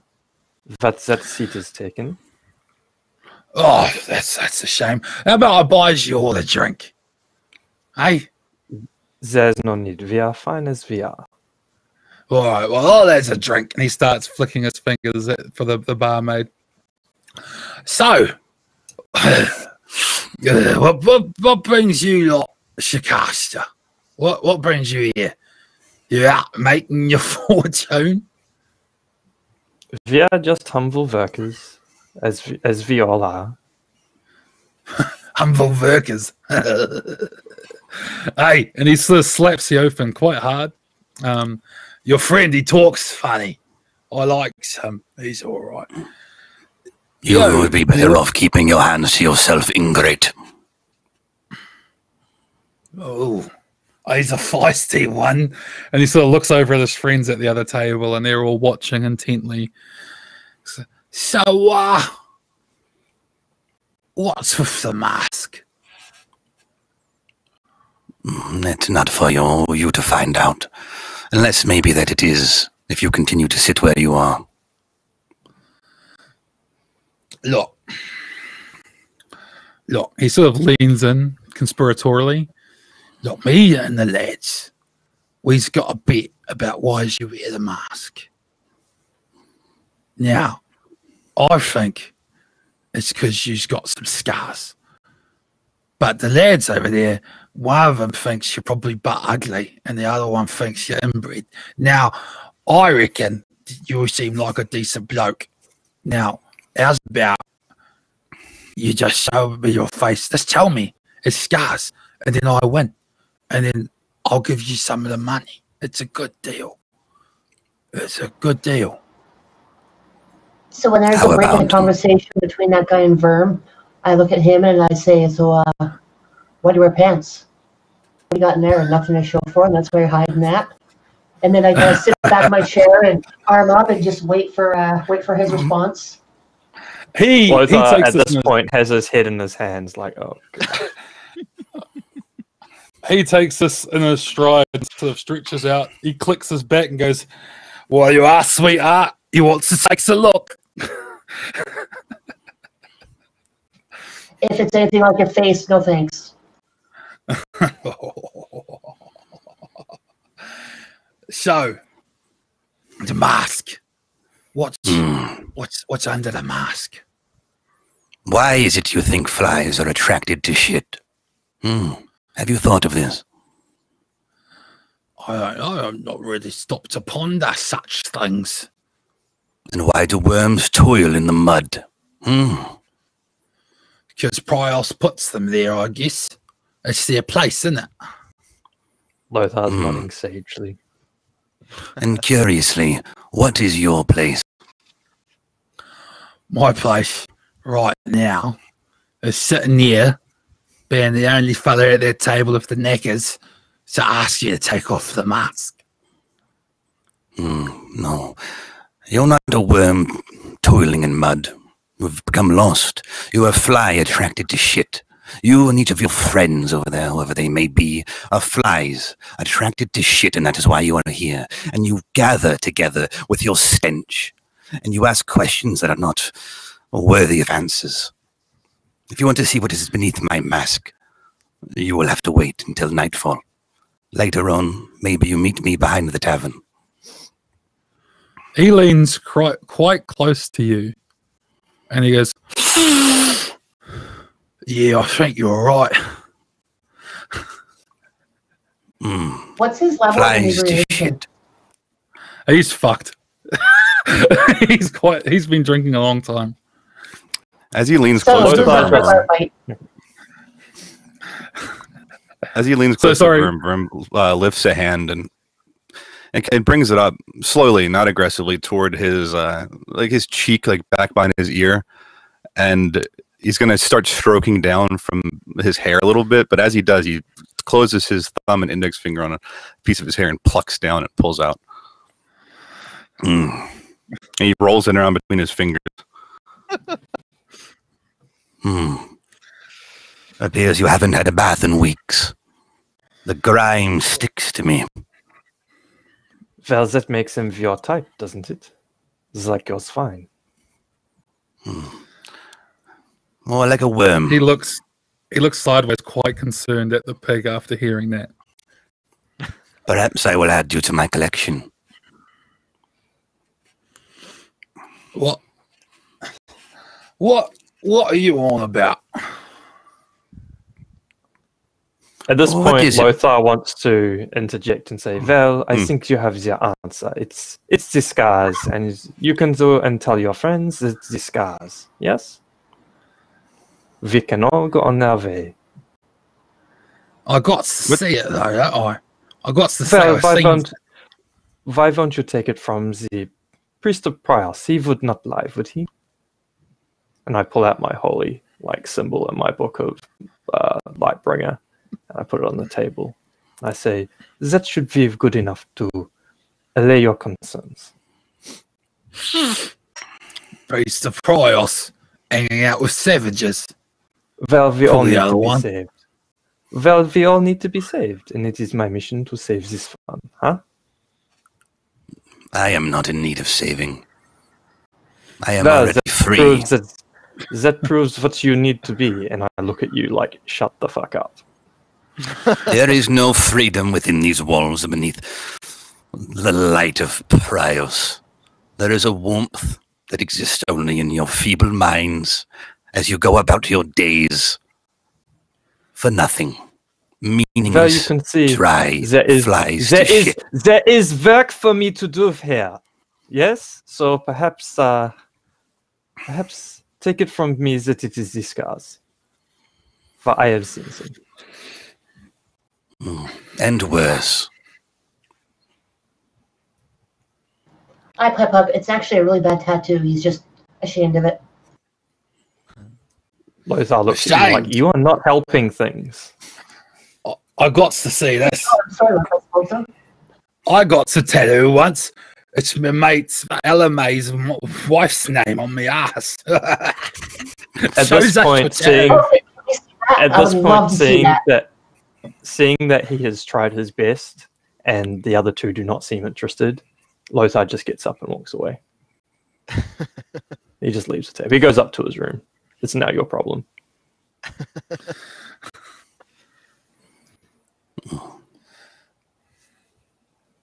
Look. I think we all got off on the wrong foot. Just show me under the mask.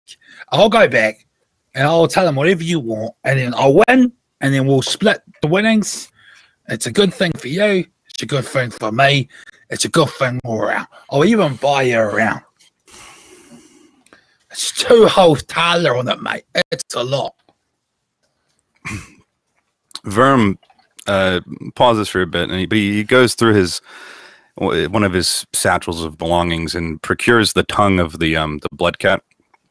And he takes it, and it's still it's dried out a bit, but it's not wrapped or in a jar or anything. And he holds it in his hand and starts rolling it between his fingers and places it down on the table in front of him. Do you know what this is? No, I don't know what it is. It's a tongue. You have one. Right. Well, You I wag do. it with reckless abandon, don't you? And I will give you this opportunity to stop before that tongue is no longer your own.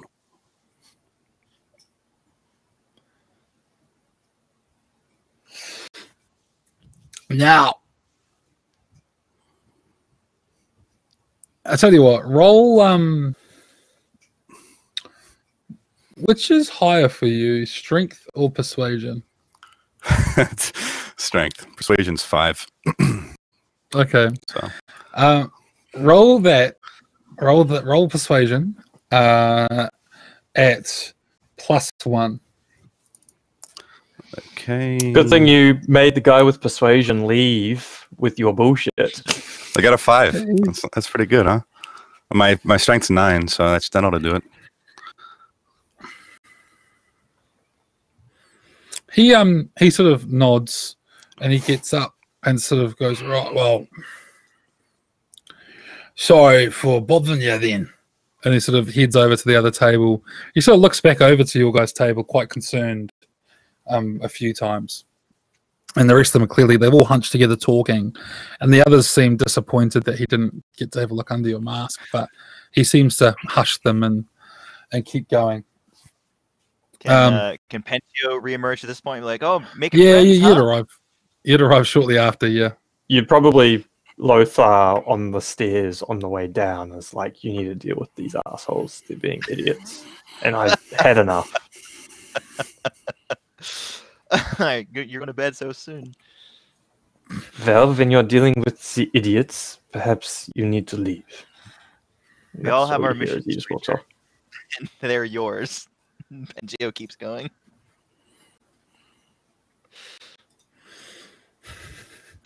So You rejoin them at the table. Yeah. Well, at least you guys won't do anything else. The rest of the night will go more or less as usual. Is Baylor in there? Baileron, whatever his name was. He can be if you want him to be. Do you want him to be?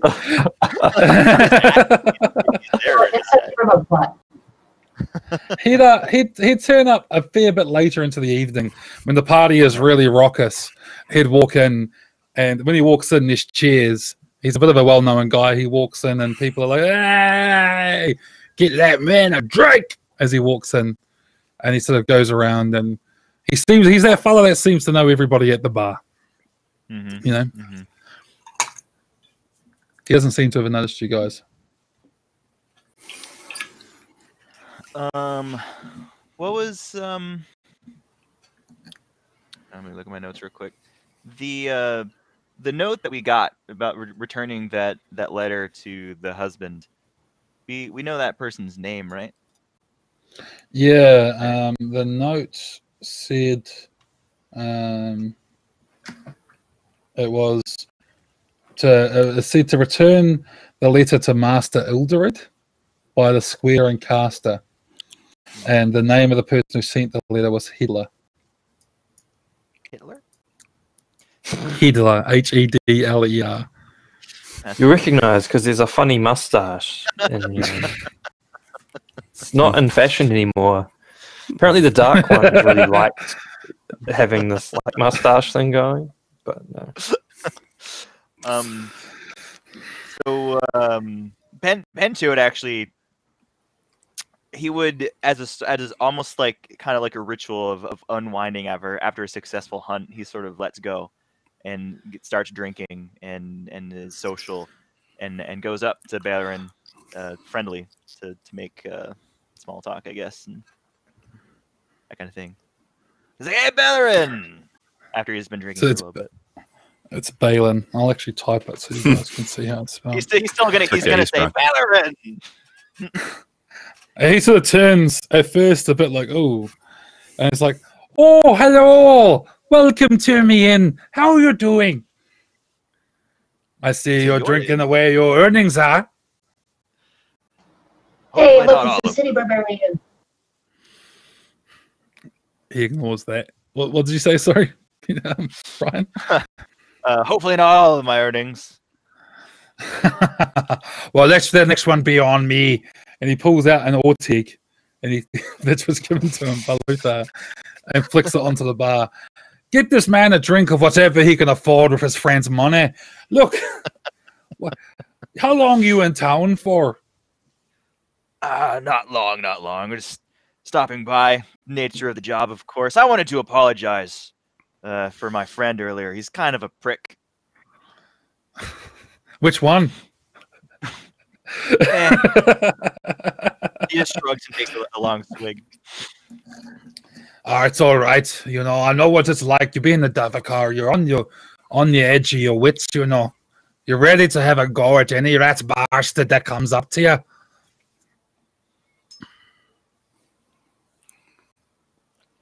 So he takes another drink after considering that, and is like, "Yep. You do that until you die, or until you can't anymore, I guess." Oh, don't I know? So, successful hunt, was it? Didn't die.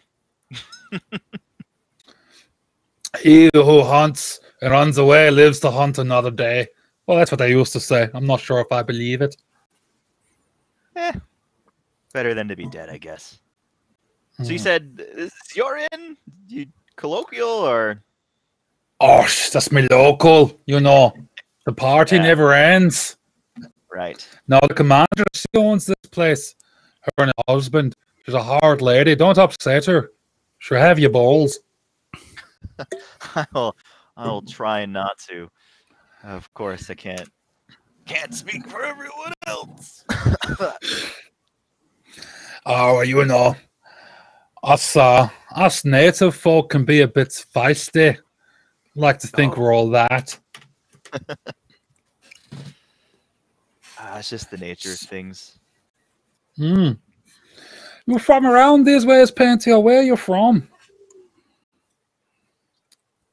I don't know the answer to that in character. How far it was away the village that we're? Torva's Watch. You probably have. Yeah, Torva's Watch. How far away is Torva's Torva's Watch? Watch. It's a fair distance. It's actually in the forest, so it's Yeah. about a week's travel into the forest. Not quite a native. Been a few times. Hub for work, of course, but never here more than a night or two. Oh, keeping busy. Got a lot of work to go. You must be pretty good if you could come and go that often. I don't want to brag. I like to remain humble, but yeah. I am not bound by those laws. We're freaking awesome. I like a feisty woman, I do. You're all right there, sister. Look, I know what it's like. I used to be a monster hunter myself, ran into a bit of trouble, lost a bit of an expedition, decided, being in the city ain't so bad after all.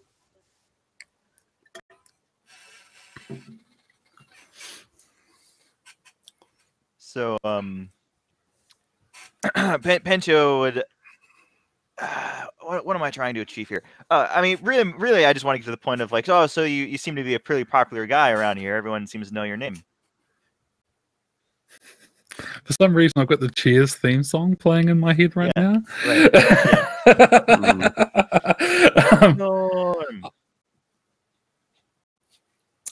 Well, I get around. I like to shout people drinks.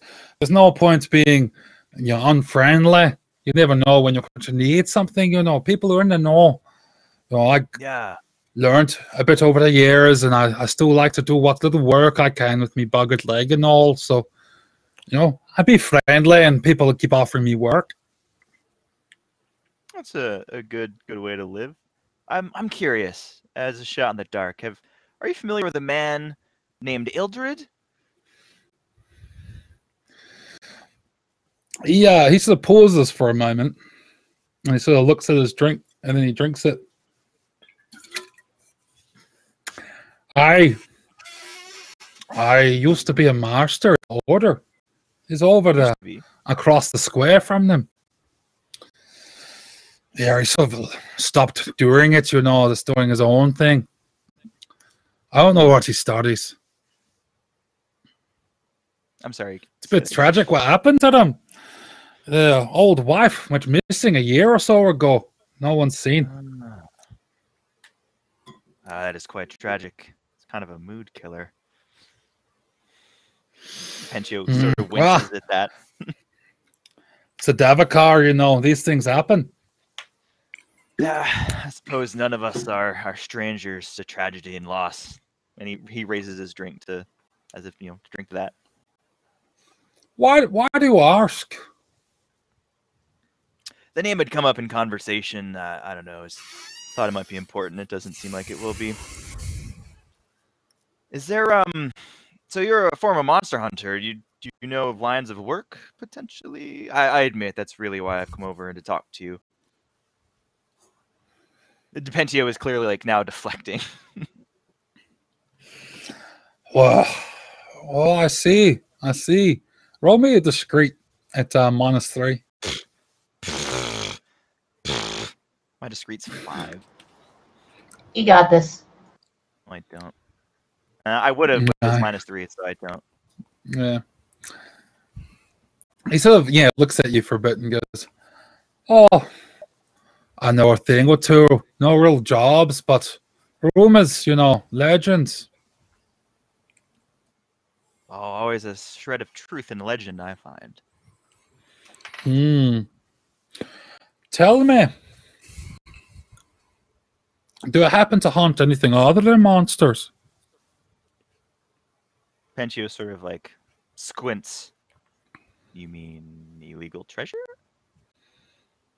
Well, I mean riches, fame, fortune, those sorts of things.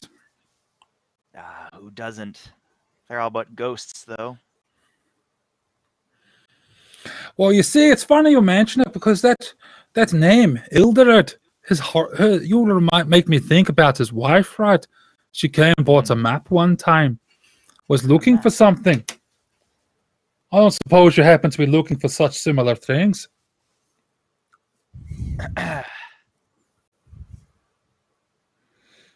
Pentio sort of like leans back. Not exactly. Verm butts in and puts a hand on Pentio's shoulder when he leans back. If you mean the twilight thistle fields, that is what we are looking for. Oh. You all notice he tries to suppress a smile for a moment. Oh, aye. Is that so? Well, how about I join you at your table? We have a bit of a quiet chit-chat, like?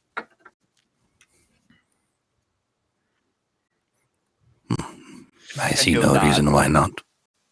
I guess. Yeah, he orders a meal. Has a meal brought to the table, and he sits down. So, you're looking for the twilight thistle? You've got to be pretty careful chasing rumors or talking about them in such places, like. But it's okay. It's okay. Balin may know a thing or two about such things. Well, what would it take for you to loosen your tongue, rather? Continue. Well, it would depend, right?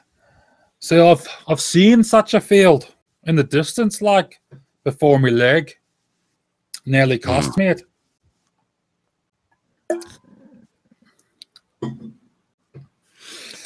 I may know the way back, but the legs kept me out the forest. They haven't wanted to go get eaten.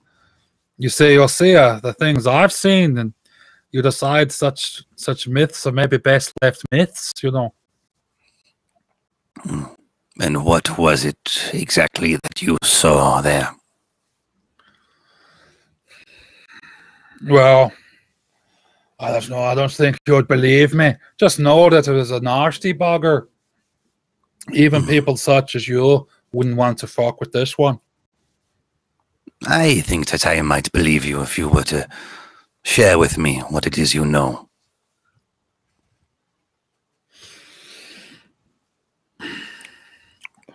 Well, you see, I used to be a scout, like, not too dissimilar to the sister over here. Used to lead expeditions in and out of the forest. One day, we were up north past Whitewater, and he seen this glow in the night. We're at the top of a valley, looking down into the valley, and there was this field glowing. Bit of a green-like glow. So I went down, had a bit of a look, took the party. There were 6 of us. And there's ruins. These old ruins hidden amongst the trees, like, and I seen it. This glowing thistle. Had to be twilight thistle. I mean, no one's seen it, like, but we've all heard the stories. We all know what it's supposed to look like. So we went to have a look. Turns out that the ruin wasn't only the home of them thistles, but the worm. A great big bastard of a worm. A worm. How big exactly was this worm? And was it exposed above the earth? Oh, aye. Lintworm. Orange, big beak. Told us to go away. And then yelled at us in some other language, cast spells on us. Attacked. Ate my friends. Spoke to you in a way that you could understand, even you could hear. But the words, like, I didn't know the words, but my brain knew the meaning, you know. Spoke inside my head. Right. Vern pauses for a moment. Do any of us recognize? Do any of us know of a lintworm? Have any of us heard of it? Maybe those with Beasler. Oh yeah, lintworms are famous as fuck. Yeah, Okay, so all of us might have. Okay. Again, it's one of these things which is kind of like Bigfoot. Everyone's heard of it, but not, you know, people who claim to have seen it are often crazy or, you know, not in one piece. Okay. And how many days' travel is that from here? The location of the thistle and the lintworm. Well, you see, it's quite hard to explain. It's in a forest. There's trees all around. You go north, up past Malima, past the town of Whitewater, east of the columns of Haganor. But if you go to Black Pitch Mire, you've gone too far. But you'll see, I indulge in a bit of cartography. You'll see. He looks around and sort of drops his voice. You see, I may have a bit of a map. I let, what was her name? Hilda, let her copy it. And, well, you see, she's the last person I sold it to. Gave her my word I wouldn't sell it to no one else, but it's been a year and I ain't heard of no thistle. She must have paid a handsome price for you to agree not to sell it to anyone else. Well, I took pity on her. You know, she's trying really hard. Husband didn't want her to go, but it's the sort of thing, you know, you make big money. She agreed to give me a cut. Perhaps you will find it in your heart to take pity on us as well. We don't want to be here. We have somewhere else to be, and whatever cut you might want, we could arrange, perhaps. Well, you see, the old cut ain't exactly working out for me now, is it? Last lot didn't get back. My lot didn't get back. If I'm going to be giving you a lot the access, I'm thinking I may as well just sell the bloody thing and see it done.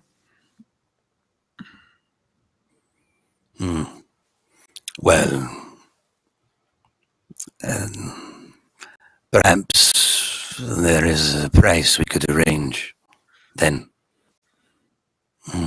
Verm doesn't like the prospect of buying, and he looks over at Pentio. Pentio looks like he's not really that interested in buying it at all. In fact, Pentio has the face of someone who's incredulous that such a place even exists, and that he's just a con man getting people killed. That's just very expressive. Okay. It is. His face is like. But no, Pentio has a very dismissive look on his face, and disinterested almost. I pipe up.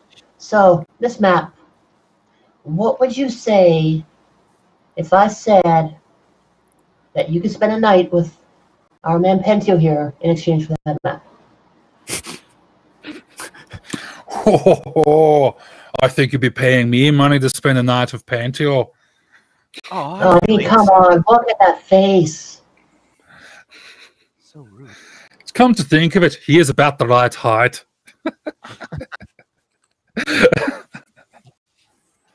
No, look, cash money.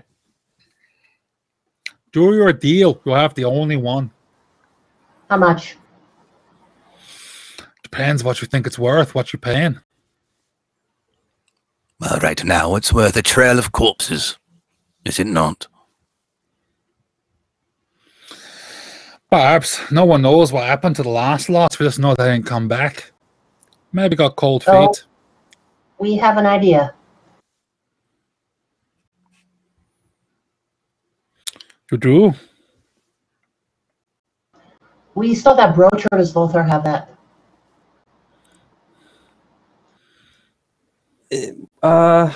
You gave it to Lothar, but there's no reason why he'd be holding on to it. So you could have taken it back. We can assume for the sake of ease that it's here. Yeah. Oh, come on, I'm looking for a reason to yell throughout the entire bar for him to hear us to come down. But you, I mean, you can if you you want. can do that too. You can do that too. You can be like, get a serving person to like go ask for me, you know? That's true. And he'd be like, oh, Yeah, kind of straighten up and start yelling, Lothar! In hopes that he'll hear. you see, like, the cuts to the room upstairs, and Lothar's like writing some letters, and he hears like through the floorboards, and he sort of like the shoulders slump, and he's like, oh god, no, I'm just gonna try and ignore it. And then I guess you like pick up your bow or something and you start thumping the roof. And he's like, he gets up and he's like stamps on the floor a couple of times, and you hear, and then you hear like footsteps coming down to the bar. And he looks like my pretty house. peeved. And he comes and he's like, well, what do you want? I was busy. And you've already caused enough trouble for the night. You saw that brooch that I gave you back at the slaughter site? If that is all you want, here, you can have it. And he just like shoves it in your hand. I take it from him and slide it across the table to, what's his name there? Yeah, he looks at it for a moment and goes, "What's that?" Hilda's. Oh. So, you take it from her? Nope. Oh. If you catch the drift. We found them.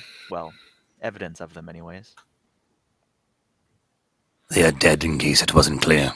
Corpses on the ground, rotting. Well, then see, the way I see it, then that makes the map a bit more valuable on account of the lack of competition and all. Well, everyone keeps dying anyways. What competition is there? I love Not scabs. you, though, Pentio? You're the successful witch hunter, monster hunter that comes and goes in and out of town from job to job. If anyone can do it, it's you and this lot here.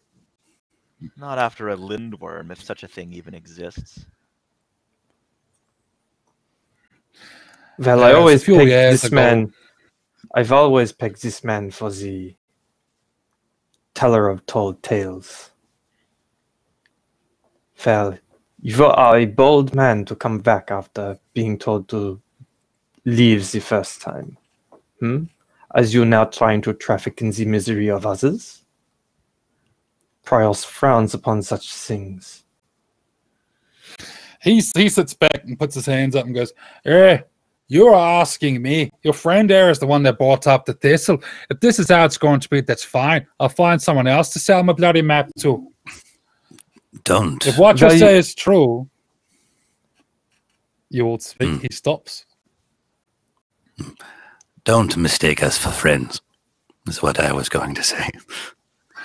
Well, you seem to have the outlook that I have here. Which is...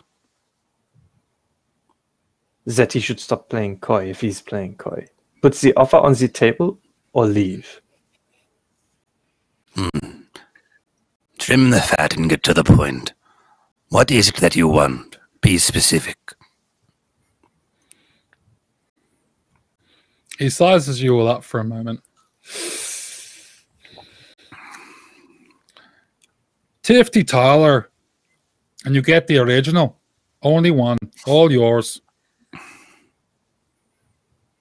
you say 50? And how Aye. much for a copy? This is the way of the common.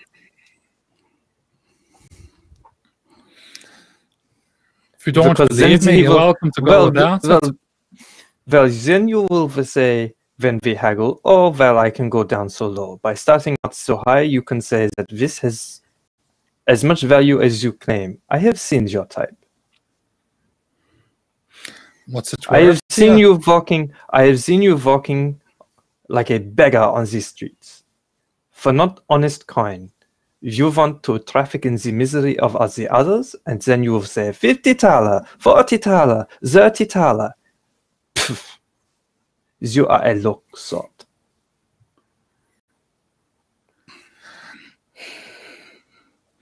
All I'm right, pretty then, much- godly man. You still got that bloody skin you're carrying. The pretty one, purple, orange, 35 plus that. Call it a deal. Well, that is as you have the no effort. Where is this Sparks, as you had so earlier, very quick to capitulate. Well, that's just before you all started acting like us some rat bastard. I'm trying to sell you a bloody map. You're going to buy it or not? It's pretty fucking simple, laddie. Well, for such an extortionate price, no. Would you do us the kindness of at least showing us what it is you speak of? The map. So you can steal it? I don't have intend it here to on steal me. from you. It's up in my room. Which is what a conman would say. For this, Oh, no, you're this is right. the An fella. honest man would just go around carrying a valuable fucking map everywhere he goes, so some fleecing son of a bitch like you could steal it off him, leave him dead in a ditch outside of town. You are a fucking idiot, you know that. Whoa. Nobody swears at him but us. He's our with the boy. Well, he's a fucking idiot, sister, and you should know it. Well, at this I point, I think you should leave. What were you saying, sorry, Charlotte? I will not debate that at this time, but Before you Yes, say I'll- something that you cannot unsay, maybe you should fuck off. He's figured out that Lothar's not the boss, and he's ignoring Lothar.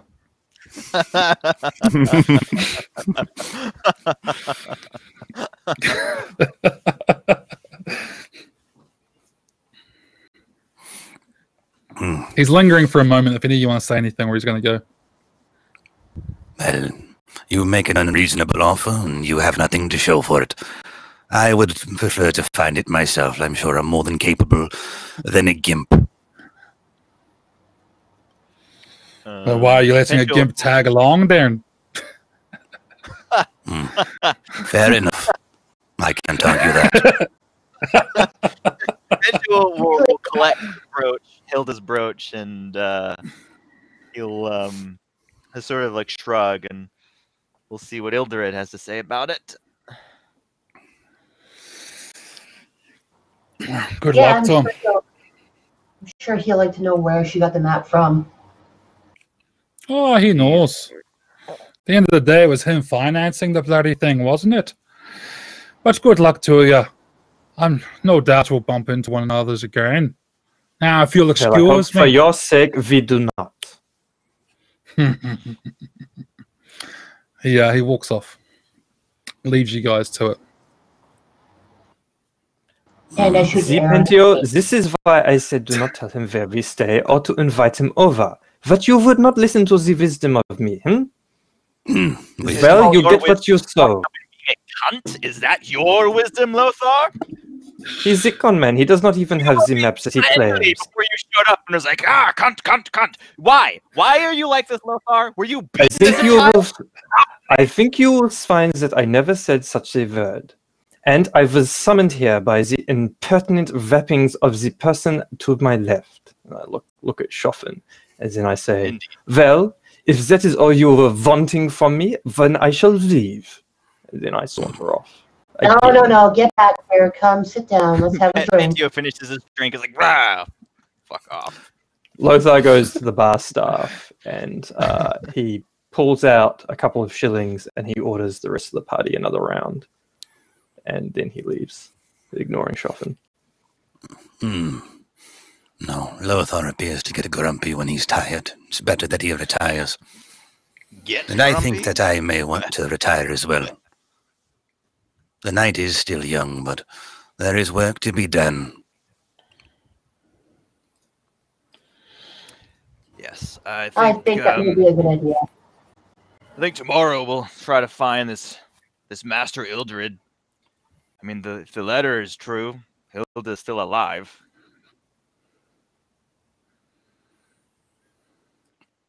So we'll see what he has to Yes. say. I'm sure the path ahead of us will not be so difficult or as difficult as it may seem. It is already decided.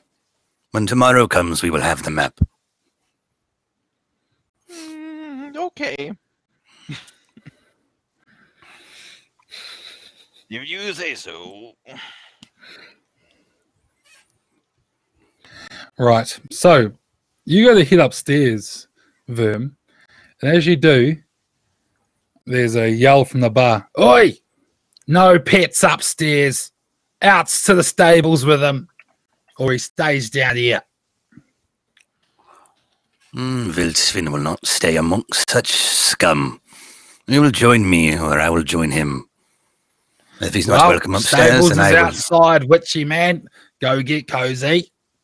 I'll not be staying in your filthy stable. I'll find my own bed for the evening. And Verm will just head towards the door, and he'll look for somewhere, either within or outside of the walls, and he might look to set up a witch circle to place himself inside of. Okay, we'll get to you in a moment. So, what's everyone else doing? Bede? Retiring, I guess. Yeah. Lothar's still writing his letters. Okay, are these leaders to your contact and writing about the witch hunters? Mhm. Okay. All right, so you guys head upstairs. And Vildsvin makes his way out into the night. Vildsvin and Verm, sorry. Make their way out into the night. And this is where I need I need you, Yog, to make me a roll. Just figuring out exactly what the roll is, sorry, because I'm an idiot and wasn't prepared in advance. Make me a vigilance test at minus... We'll go minus 1. Okay, so 9 for that. Let's see. Vigilance. Got an 8. You got an 8? Mhm. Okay, you're leaving. You're making your way through the streets, and it's nighttime. It's quite dark in parts of town, and then you notice that at first you hear it, and then you turn around and see there's 3 figures following you in the streets, and you recognize one of them as your drunken friend who wanted to see underneath your mask earlier. They haven't realized that you've noticed yet. Okay. Upon noticing them, and it looks like they're following me. Verm is going to take off. He's going to start running, and he's going to try to find somewhere to lose them. He's going to have Vildsvin follow him. Okay, yeah, they start chasing, and as they do, they start yelling out, "Come on, witchy, give a look under the mask!" And they start following you. Roll me. Let's do a quick test. This one's at minus 3, unfortunately. Okay. Have good quick. It's 13, so I'm trying to beat a 10. 17. So yeah, you go running, and you sort of duck down an alleyway, and then behind you, one of them is making ground on you. The other 2 aren't. The other 2 are sort of dragging behind. The cat in the background's adorable, by the way. The other 2 are dragging behind, but one of them, who was the one that came over and spoke to you, is really making ground on you, and he's pretty close to catching up with you. You can actually hear him sort of wheezing as he's drunkenly running behind you. Like, you make a fool out of me, I'll show you. Right, I need you to roll me again, one more quick, this time minus 3. I think at this point, with him gaining on me and Verm kind of noticing that he's just a fast runner, I guess, Vildsvin is going to turn around and try to like intercept his advance, just not to kill, but to knock him over and just create space for Verm, and so Verm can get away. Well, Vildsvin can turn around, and he's not expecting you to actually turn around and attack him. He's typical bully, right? So you sort of have surprise on him. So he won't get to do anything before the boar has a go. Roll for me an attack from Vildsvin, and it will be straight flat attack. No. So this guy's sort of chasing in the alleyway. It's a hit. And yeah, Vildsvin turns around and rushes him, and this just smashes his legs out from underneath him. Roll damage. Let's see how much you hurt him. 1. Okay. Still enough to trip him. when he's not expecting to be hit.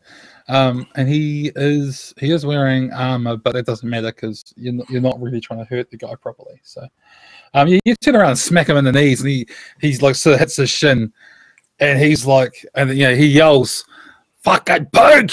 And then you can hear him like the sound of steel as he draws a knife out on Vilsvin. You're now further down the alleyway and running out of alleyway unless you want to turn a corner and break line of sight. What do you do? I would definitely attempt to turn a corner and just lose sight. What's Vilsvin doing? Is he following? He's no the bond between him and Verm, does that allow them to like find each other? Is there? I'd have to look at familiar. Yeah, that works. Yeah, you'll find each other. Okay, yeah. Then he would kind of as he's hitting through his legs and knocking him over. If Verm goes left, he would go a little further, then go right, and so they could catch up with each other. Okay, so you've managed to create distance. You're now hiding at this point. You're hiding like amongst the alleyways, and you get the feeling like you've made a move on. You can hear them sort of calling out for you. Roll a discreet. You get +2 because it's dark, and their vigilance is actually really high. So it's a discreet. We'll just go at -1. No good. You fail? Yep, fail. Okay. Oof, okay. Yeah.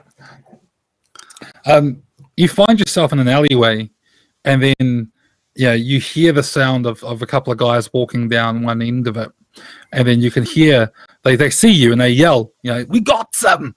And then you can hear footsteps as someone tries to run around the block towards the other end of the alleyway. You're back with Vilsvin. This is like your last chance to do something before you get surrounded. What do you do? Before we get surrounded, huh? You can hear you can hear them running around the alleys. So are they approaching from like each direction around me, or is there a direction that they're not? You've got two guys coming from one end, right? You're in an alleyway. There's an entrance at each end.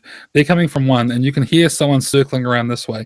Now you can try and run out here. It'll end up being a chase, right? Okay. Or you can do something to these guys. Okay. I don't know. Again, just roll them. Yeah. 15 doesn't work. No good. They're catching up to me. You out of the alleyway, and you feel this guy grab a hold of you. He's just trying to sort of like grab you really and hold you. He's not trying to hurt you. He's not trying to stab you up or anything. He's just trying to restrain you. So this is an opposed strength test. It's a flat strength, so let's roll your strength. And if you fail, he'll have you effectively wrestled, which means that he's got you. Yeah, he pins your arms to your sides, right? Pins your arms to your sides, and they push you against the wall, and you feel like a knee to the stomach. And you hear one of them go, "Whoa, whoa, whoa! Let's find out what's under that mask." What's Vilsvin doing at this point? Is Vilsvin just letting him do this, or? Verm, assessing the situation, communicates his mood and intent with Vilsvin. That Vilsvin would be, he'll right now not doing anything. He's just awaiting, and Verm will just allow them to do as they will for the time being. Okay. They push you against the wall quite forcefully and violently, and sort of give you a bit of a smack to the kidneys, and then they reach over and grab your mask and go to pull it off. What do they see when they pull off your mask? As they pull off Verm's mask, and tufts of his silver white hair get pulled up with it, revealing a face that is both scarred and burned, an eye that is a milky white on his left side, and his right eye is reptilian in nature. It's a darker green with almost like how a crocodile's or snake's eye might be. And yeah, and he's got another scar that runs through his patchy scars that look like it might be from burns or some kind of chemical, and down across his lips. So they were right on a couple fronts, ugly and also scarred. Now they're gonna Yeah, when you- squabble over who actually won. That like, see, he was ugly. Nah, he's scarred. Nah, he's more ugly than scarred. Nah, he's only ugly because he's scarred. No, they do neither. They instantly, you feel their grip let go, and they sort of like back off in fear. And one of them just turns around and starts running. And they're all looking at you like, stay back. We didn't mean anything. And they're backing off. What do you do in this moment? Ben. There's three of them. As they're walking away and they appear to be scared, Verm will stand his ground and say, I warned you about this. I told you wouldn't want to see that. You should stick to your pile of shit like the flies you are, but here you've come. And it's too late to turn back now. Or maybe it is, if you want to run down that street and beg the local constable to come put me in chains and burn me. I welcome you to try. Yeah, they start running. The one that's further away, you hear him yelling, "Blight! He's got the blight!" And he's just screaming it at the top of his lungs. And these guys are running. What's Yeah, at this point, the reaction, Verm is wise enough to know that it's not a good sign. He takes Vildsvin, and they are going to hurriedly get somewhere safe, anywhere, whether it's a cellar way or somewhere that looks like they could hide away for a while, even if it's out of town, whatever seems the most accessible. Okay, just roll a straight discreet. I just want to see how good a hiding space you find. You will find something. It's inevitable. It's just how good. Okay. A 5. Oh, well. Yeah, you actually managed to get, like, in all the commotion and things that's going on, you make it to the gate, and then while the guards, you can start hearing bells ringing in town, just like sort of handbells, and the guards sort of like, the old mate from earlier is like, "What's that in? Come on, boys, he's got his jobs to do." He starts mustering the guards up, and they sort of step away from the gate long enough for you to slip out and make it out of town to the edge of the forest nearby. And you set up comfortably out there. So, in the inn, you're awoken in the morning, early hours of the morning, to a heavy banging going on the door, like this rapping on the door. Who's door? Come out! Open? We know you're in there. It's both your doors. You can hear the sound of a lot of footprints outside. Well, someone must have been playing stupid games to win such stupid prizes. Like, I get that. He looks and sees Pentio's with him, so he's like, "Well, which one was it? Was it Worm or was it Schoffen, do you think? I will put two thaler on that it was Worm." I'm not taking that bet. You're probably right. Anyways, let's see who this is. You open the door and there's a tall, menacing-looking black cloak standing there. He's taken his hat off because he's indoors, but he's still got the wide-brimmed hat they wear. Oh, God. He's got the people. he's got the big black cloak, and he sort of looks in and goes, "Is just the two of you in this room?" Yeah, Well, there are 2 beds. So, yes. Your friend, the masked man, where is he? Where's he gone? Well, let's not stretch it that far. Well, our masked companion, well, he's probably doing something to his spine, yes? That's what these barbarians do. He walks away and starts banging on the other door. "We know you're in there, savage. Present thyself." I'm in here. Go away. He looks up and there's a very scared innkeeper who comes forward with a key and unlocks the door. And then he pushes the door open. And now we know Chauffin answers to savage. So that's what we've learned from all this. Having a And he good sort of time. steps in. He looks at Siofin on her bed and looks at the other bed and goes, "The masked man, where is he?" Not a clue. He did not come up last night after taking his pig out to the stables. He has not returned yet. He steps out and into the hallway. "You three downstairs now!" And starts moving towards the stairs. At this point, Lothar shares a look with Pentio and he says, "Well, this is why I say take the easy path, not the hard path." Yes, and by antagonizing Verm, you've certainly made it very easy. Let's see how this path goes. Now, Pentio. towards the Open. stairs, there's like two hallways that meet in the middle and the stairs go down. On the other side of the stairs, leaning in his doorway, sort of looking at the commotion, you see Balian sort of like raise his eyebrows and just pop back into the room with a bit of a look. And shuts the door behind him. You guys all go downstairs and you see the witch hunter standing there. There's another witch hunter off to the side, a female. Looks a bit more less fire and brimstone and a bit more thoughtful. And around is like a bit of a mob, for want of a better word. And there's a young boy on a leash there with them. And as you come down, he looks at the boy and goes, "Well?" And the boy's eyes sort of roll back as he looks up. Who has permanent corruption? Siofin? I do. No one else? Well, Worm does, but he's. The second you see it, MIA there's a boy there, and I'm like, "Oh no, I know what this is." Yeah. The boy already it's happening. his eyes sort of glaze over as he sort of looks at everyone, and then he sort of shakes his head and goes, "They're mostly okay, Master. The barbarians got a wee bit, but not much." And he's like, "Typical savages.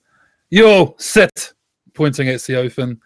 "You two, were you aware that your friend has the blight?"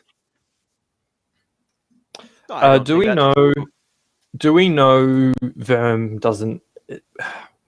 Do we know that he's got a mark? Not that he's.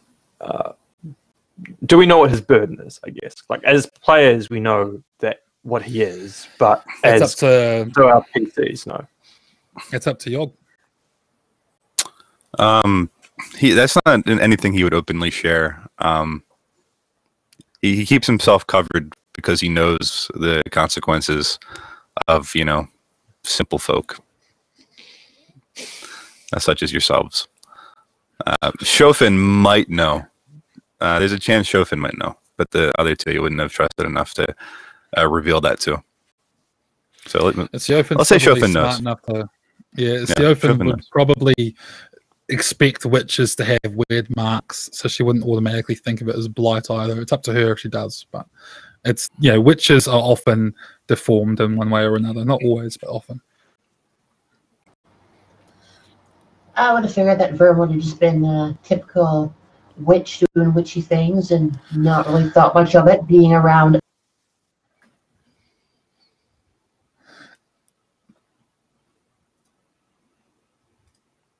I think I might You're just muted. Yeah, you muted yourself.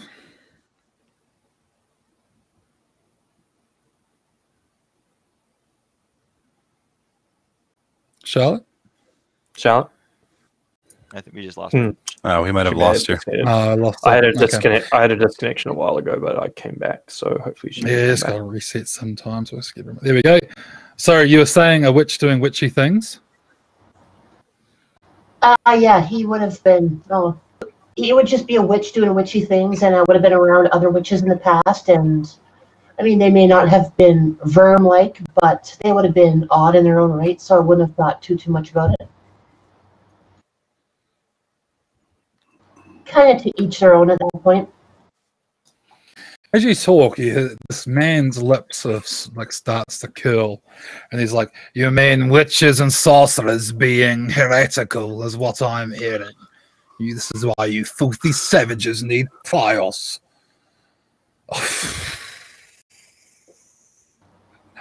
Well, that's why we're also traveling with the priest of Prios. We have him with us to help save our souls. No! Why did you do this?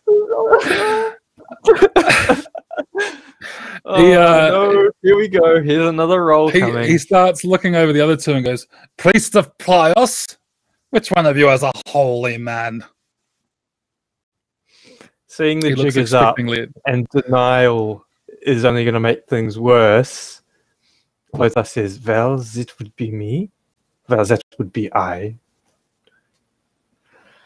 But this man is very hard to save into the light of Prios. I have been making it my personal mission, but the witch and the sorcerer, well, he makes it very difficult sometimes. I have seen no evidence that he has afflicted with the blight. But if he was, then the first priority of mine would be to expunge it. What's your name, priest? He twitches a little, like the Lothar. Lothar. And where is your church? Where was my church, Liam? Oh, that was up to you. Well, it wouldn't be from a large... Well, this is probably pre-Cataclysm, so it would be... pre-Dark How old Ones, is he? rather. I think we determined he's like older. He was old enough. He's 53, so he's old enough that he predates Yeah, definitely. all the Then, stuff yeah. with the Dark Ones, which is why I don't know, because I don't know any of the Okay, places somewhere over from in Alberator. Yeah. But you'd have a place that normally you're assigned to. There's normally like your place. Yeah.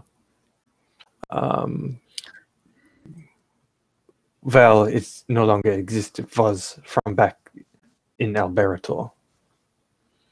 And where are you now? Where Well, I does you am- muster your flock? Well, I must say I am without a flock other than these common folk. I have taken to destroying abominations in the name of Prios, to bring the light to the Davokar as much as is possible. I work often for Kara. Roll a discreet -3 or a persuade, whichever is highest.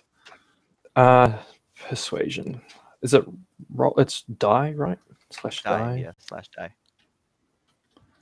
Come on. No modifiers? No, -3. -3. Whoa! Yeah, he takes Hell you at your yeah. word. He sort of looks at you and I goes, probably well, probably pull out my symbol of Prios that is only given to Thurgs. Fuchs, I yeah. sort of like it's like saying He it sort as of if looks you by over. touching a holy symbol, I make it like a sacred word of a sacred import, right? Like if a priest says something touching the symbol of Prios, then there's like more weight given to it, right? Because the repercussions for profaning yourself over a symbol of Prios is you're bringing darkness to the light, and you can't do that. Yeah. He seemingly believes you anyway. He takes your word for it. And he looks around the others and goes, well, you best pick better friends. Your sorcerer, heretic, was reported to have the blight. These fine citizens, and he indicates towards the 3 from the table the night before, have reported so. Pencho looks at them and sort of like, all right. Are you sure? They were quite drunk. Positive, the innocent do not flee. And your friend is not here, nor anywhere else in the city. Our dogs traced him beyond the gates, lost him at a stream. Well, the witches would seek the comforts of the woods. I would not be concerned. If he is, as you say, well, he will submit to my inspection, and he will either answer or we shall be smited. That's for the best, or should I find him, he will burn. Well, that is what smiting is. Now, while this is all going on, Verm, inside his Witcher circle, attempts to possess one of the guys. Verm rolled a natural 20, which for those of you at home, 20 is bad unless you want to roll low, and got a critical failure. Now, when you're casting a spell, I don't know what a critical failure is, but I think it's going to be pretty fucking bad. He gets possessed back. Yeah, well, yeah. The It's a easy magical solution. explosion outside the gate. Yeah, the easy solution Easy is you roll takes 2d4 corruption, right? Like, Yeah. 2d4 corruption, and something else. So I'm thinking we do that. 2d4 corruption. Oh no! All right. It's going to put me over my Oh, threshold. no. That roll This is fell 8. well enough here. It That was 7 8. for me because I've got Threshold. 1 permanent corruption. Oh, Your my threshold God, would have no. been reset from the previous session, but yeah. Right. Just So I have all the 1 marbles. 0 temporary, 1 permanent, so I can take 6. Anything over 6, and I'm it's not good. Let's see. We just might get a new superpower. Ooh, Okay. 2 is good. Just can't you're get a 4. safe. Yeah, 6. All I know right. that's Sounds That's fine, actually. I'm one growing a beneath. new limb. You're safe. When you rolled that 2, you became safe. yeah, You that's rolled 1 a 20, beneath. I'm good. Now, Whew. okay, but the other part of the 20, you take that, and that's temporary corruption. So you're gonna, you feel the surge of energy through you. Something is wrong, and then as this happens, one of your, because you've got 2 blight marks, one of them enhances in a way, right? So it becomes more obvious. So describe to us the physical changes that happen to like to these marks of yours. Like how does this scene play out as Verm sitting there channeling his energy and this corruption racks his body? What happens? Remember, this is still something that can be hidden. It's just you're becoming slightly more monstrous.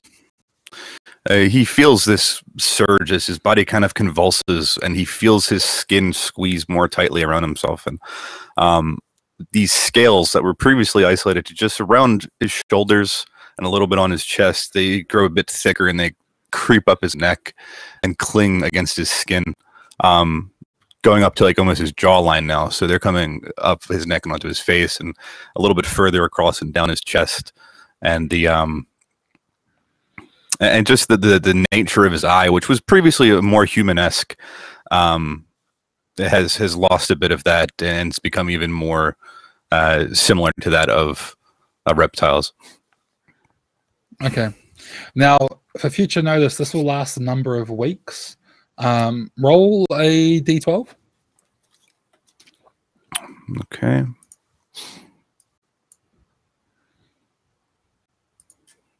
Ten. That was a d10, but we'll take it 10 weeks.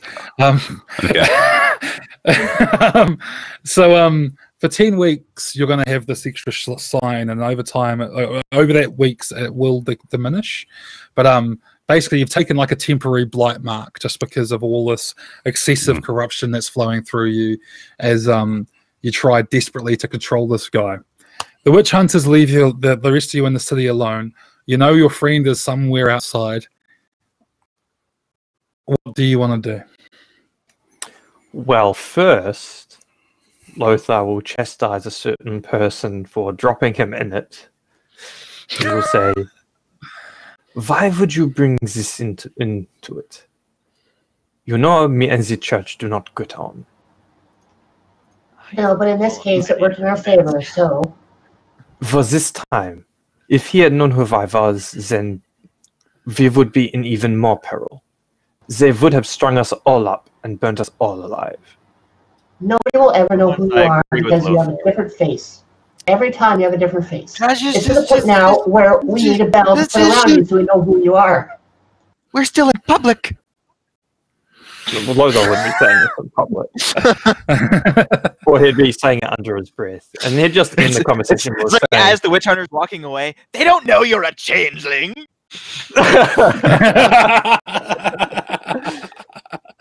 No, like, and he'd quickly wrap the conversation up by saying, "Well, mine is not your life to the gamble affair." Well, for now it is. Come with me. As this would not have happened if you had all decided to take the easy path instead of taking the hard path, like I was telling you all.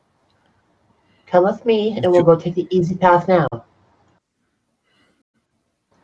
Essentially, what I want to do is go upstairs to the door of what's space. I'm going to have my bow with me, have it drawn, and have it pointed right at head level, and kick the door to make him open it up, and he'll see the bow pointed at his face. And I'll instruct Lothar to go get the map that he's supposed to have in his room. You want to make it even more difficult? What did I just say about taking the hard path when the easy path is available? What do you mean this is the easy path? We'll pay him a little. Okay. Well, like just has this incredulous look on his face. Like, Panchio's waiting for the punchline. I don't like saying that I agree with Lothar, but are you still drunk? Oh, come on now. Okay, so are you doing this? By yourself? This is that awkward moment of the session where the GM says, "Are you sure?" No, I told them that is what I would like to do, and since they are voting against me 2 against 1, I will give up that thought and let them give a better idea. Because at this point now, we need to get a job, we need to get out of town. That opportunity was lost. We blew that opportunity. Well, I will send some letters to Kara, and then we will go find the worm. We should hold off on finding worm. They're going to be following us. This is why I said we will go send the letter to Kara. Because then we will find if they are following us or not. I see, okay. In the interim, we can go find Ildrid. That is true. Give him the news. So Lothar would, dear wife. Lothar would go to what constitutes a postal service or a messenger service, and he will deposit a aforementioned letter detailing having dealt with the meerkats and encountering the bodies of a few Twilight Friars that had died to a battle with the meerkats. But as mentioned, he will ignore that they were on an expedition to... they weren't looking for the thistle field or whatever, were they? No, they were hunting a man down and happened to find the bottle with the note in it. Yeah, well, he'd just relay everything except for the fact that there was a bottle. He will keep that to himself. Okay, we'll deal with the response off stream over the week, because there's not a lot that would happen straight away being post. That's all right. So the rest of you are going to direct here. We'll be looking to see if we're followed at all, to see if there's any truth to the fact that we've been followed. Roll a vigilance test. Is that all of us or one of us? Just one of you. I'm assuming CO thinks she's pretty good at vigilance. Yeah. Okay, so I got this. 12? Yeah, you notice a small boy, like a street urchin, is following you. Not particularly carefully. He's just sort of following you guys around as you do your activities around the city. But that's it.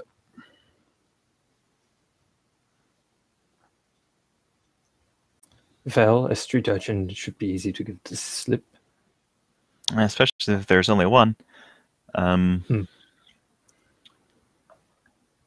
So I guess we will go to Ildrid, deliver the news, and see if that leads us anywhere. If she has a certain map that someone made a copy of, perhaps. Yeah. Ildrid is Hilda's husband. Yeah. Oh, right. Well, maybe she has a map as well. So you ask around and you actually find that, because there's several squares in Caster. So the note wasn't the most helpful, but eventually you figure out that Ildrid is in a tower over by the Auto Magica. You arrive and you knock on the door, I'm assuming, and a teenage girl answers the door and asks, basically, who are you? What do you want? Hello, is Master Ildred in? Yes, may I ask who's calling? My name is Pentio Ambrosia. I have something he may be interested in. Sure, yeah. And she leaves the door, goes away, and then she comes back and goes, "Please follow me." She leads you into like a drawing room, right? Like a basic sort of. This is quite a nice house. These people are clearly quite well to do, and then she leads you into a room, which is like a table, chairs. It's quite comfy. The walls are covered in paintings of landscapes. They appear to be mostly of the actual Davokar itself, and yeah, there's lots of like little knickknacks and oddities around the room, which you all recognize as things that are all from the forest. Clearly, this person cares a lot about the wilderness. If the witch was here, he'd recognize a lot more, but he's out and having a bad time in the forest right now. After He's having a while, the monster of all sorceress hangovers. We're being After a followed by while, a crow. after a while, a man comes in. He's an elderly man, sort of in his late 50s. Bald on top with straggly hair coming down the sides, which is graying, which he's tried to tie up in a loose bun, a loose sort of ponytail, but some of it hangs loose. He sits down. He actually walks in. Before he sits down, he goes over to a chest in the corner and goes, "Hi, welcome. Please take a seat, make yourself comfortable. Refreshment." And he sort of pulls some bottles out from the drawing cupboard. No, none for me, thank you. Pentio seems very somber. He pulls himself a spirit, and doesn't seem too phased that none of you want to drink with him. He sits down and goes, "Right, so Pentio, was it? To which do I owe the pleasure?" Oh, I wish you hadn't said it quite like that. I don't know. Yeah, Pentio seems to struggle to find words, and instead produces the note and the brooch, and simply hands it to him. Yeah, when he sees the brooch, he takes a very serious, like his face is instantly. He slams down the glass and snatches at the letter. And with his free hand, it's just resting on the brooch. And as he reads, his hand starts shaking. And you can see he's quite, he's going through a roller coaster of emotions. You realize that in this moment, a man who's assumed his wife is probably dead is finding out she's still alive, but at the same time coming to the realization he'll never see her again, despite this fact that she has voluntarily given up everything. And he sort of reads it, and without looking up, he's like, "Where did you find this?"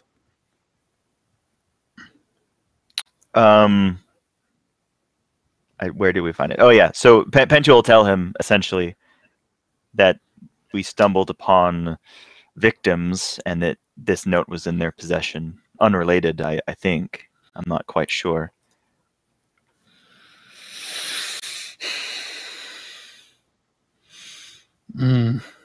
She certainly was an inquisitive one. Was there anything else to the note, or what do you mean? To the note. Did you find anything else of hers? It was just this brooch and the note, I think, unless I'm mistaken. It was, yeah. Lothar's like, "No, that was all."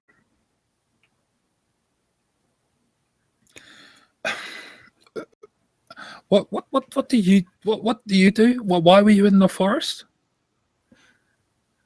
We're monster hunters. Meerkat. Was happenstance, as they say. Prios blessed us with finding this out.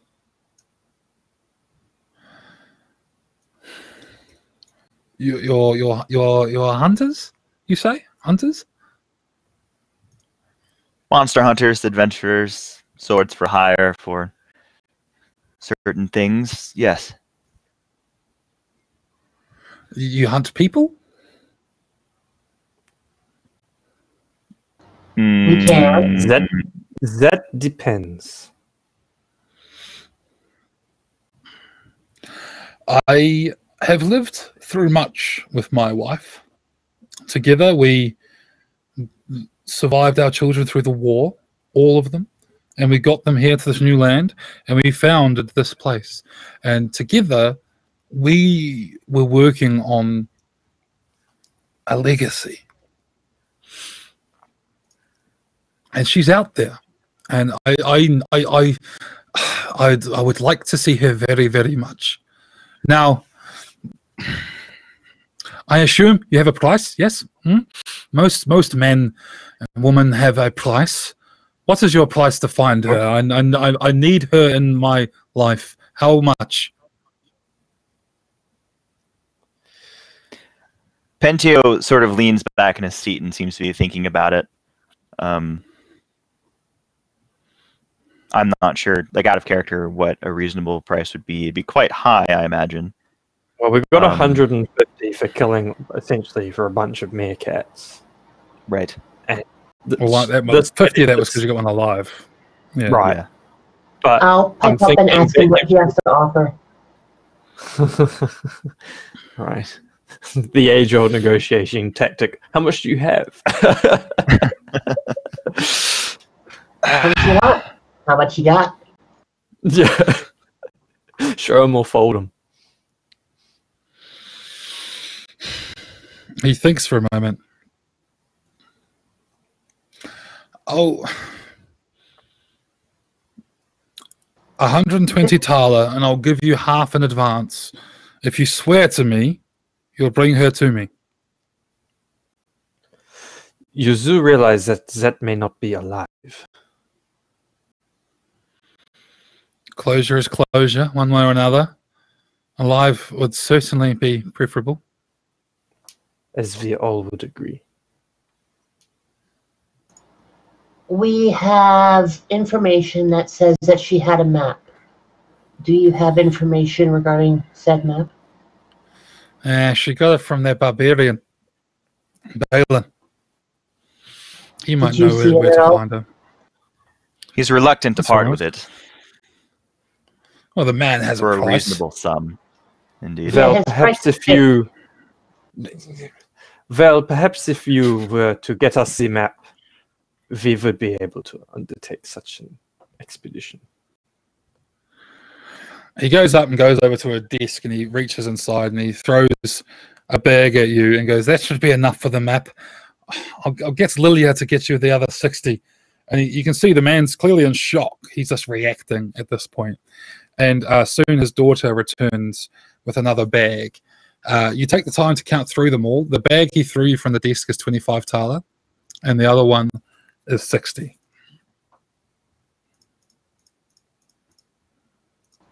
We will make this work. So you got 85.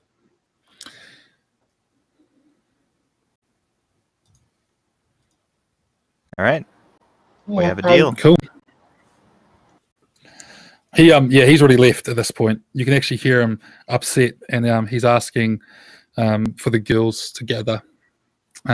It's assumed being his daughters. He's sort of left you to your own devices in the weight room, really. So, All right, so now we we're go close- get Verm and we skip town. We just leave with the 85 and go do something else. Yeah? Well, we buy us the things that we think we might be using, but yes, that is... The guy I'm is saying a we don't do the mission, master. we just leave. The guy's a master of the order. So just know that if you I heard he was off. retired. Right, so time for one last encounter. What are you doing in town before you leave town and track Verm down? Well, we've sent We will my- go have and to get the try. map. Yeah, we'll get Yeah, the we map. need the map. Do it my way. You're going to go do it your way. No. No, if you're doing it your way, I you're know doing it by you're joking. yourself. It's just not going to help you rob I know the you're guy. joking This about time- that, but My way is going up there with a bag of 25 thaler and trying to knock on his door politely and tell him that we have this. this now and see if he takes it. Why don't we try the easiest way of all? And Lothar will change guises again to someone completely unrelated. There we go. That's random. Lothar negotiate. Okay. He heard us arguing and wants to steal the map from us. He'll go secret agent. Balin's down. He's at the bar, drinking at the bar. Yeah, so Lothar, wearing the guise of someone different, in a different set of clothes to what he had the other night, goes to the bar and sidles up next to him. And he says, "Hello, I hear you got a map. I heard you overlooking those rude fellas earlier." You hear a lot of things there, laddie. Who the fuck are you? Well, names are precious around these parts. How about I just go by the name of Jim? Oh, hi, Jim. Oh, hi. My name's fucking Prios. What do you want? Well, Prios, I heard you got a map. I'm willing to buy. Yeah, a map to what? What are you looking for? What you heard? Well, I happen to hear about your lindworms and your fields, as they say. Those fields are worth a bit of money. Now, I happen to have a bunch of mates and we're willing to go have a wee look-see. Roll persuade at negative... Well, because you're in your other skin at -1. Righto. Oh, man. Why'd it have to be a 14? That's a fail. Is that a pass? It's a fail? No, it's a fail. It's a fail by 1. Okay. So it's like, all right, you heard me last night, did you? Well, then you heard my price, 50. I also heard Go that tell you your got mates it's down. 50 or 35 in the skin, or you can fuck right off. No, see, here's the thing, though. I heard 50, but I heard there was a lot more conversation after that. So, obviously, if you're willing to go lower than 50, you're willing to go lower than that. And I don't know who you think my mates are, but that ain't them. Have you seen that witchy fella? They were out looking for him the other night. I ain't want nothing to do with those church motherfuckers. I'll allow you. Which is true, by the way. One more persuasion roll. And, Still need one. one more persuasion roll, -1. Come on, bro. This is my stat too. He reaches across and grabs you by the throat, and he pushes you down on the bar really quickly, like with unbelievable dexterity. And he's like, "Listen here, you rats bastard. When you change your clothes, you should change your fucking smell. It's 50. 50. Do you understand me? 50. Is my hand free? Has he just grabbed my throat? He's got one of your arms up against the bar. You've still got one free hand, although he's definitely got you like bent over the bar at a disadvantage. Please don't start a fight. We're supposed to be finishing. I know, but this is called hard negotiating, right? So Okay. at this point, my hand's on my mace, and I want to, as a free action, cast Witch Hammer on it, just so that like it's burning with holy fire. So he can see I've got a mace of burning fire up to his stomach, and I want to say, "Verzen, we understand each other. It will be 40 sala, and that is that." Okay. He looks down. Easier than my path. This is what I He came looks- back to, and this is not what I expected. He looks down at the mace, and he looks up at you and goes, "40 thaler, you say?" Did I don't suppose asking for 35 is a bit too much, is it? Well, passions are inflamed. I think we do not want to cause troubles here. 40, and that is that. He lets go and goes, "Well, I'll go get my map then, while you best get your coin." And he fucks off upstairs. I'm guessing the rest of the party didn't see this happen. No, they No, weren't there. I'm waiting at his door. Yeah, so I would go up and I would say, well, all went as planned. The once 40 thaler. I socked them down. There was no talk of the blood pelt, which I know you all wanted. So I think that's a success. Write 40 thaler off one of your sheets where whoever's counting the money, Okay, got it. and we'll give you the map. And with that, I think we wind up the session and we pick up next week when you go meet Verm out in the woods. Woo! It was good to finally have a Yeah. role play session. I enjoyed that.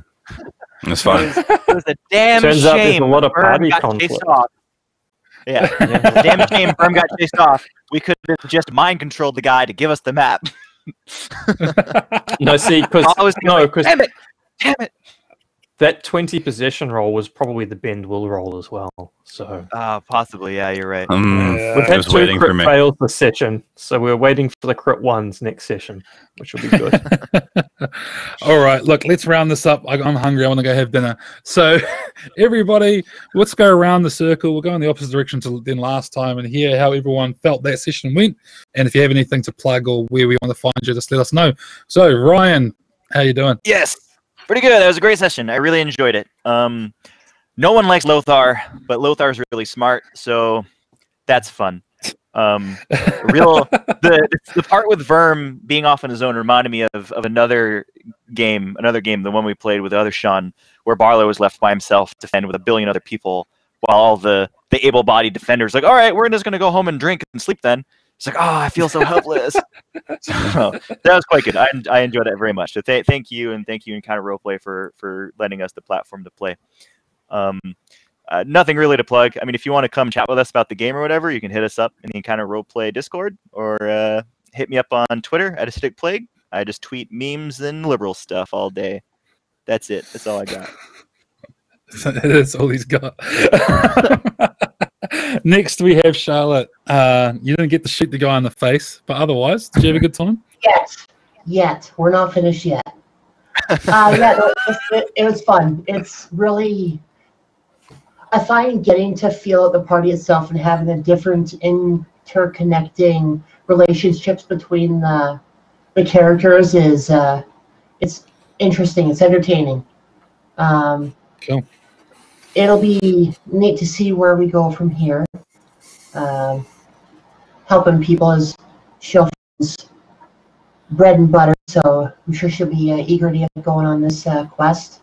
As for plugging random things, you can find me on Twitter at Foxfire22. That's FOXFYRE22. I share all sorts of things RPG related and other random stuff. If you're curious about works that I've done in the past, I have been on the Actual Play podcast with Mud and Blood for Coriolis.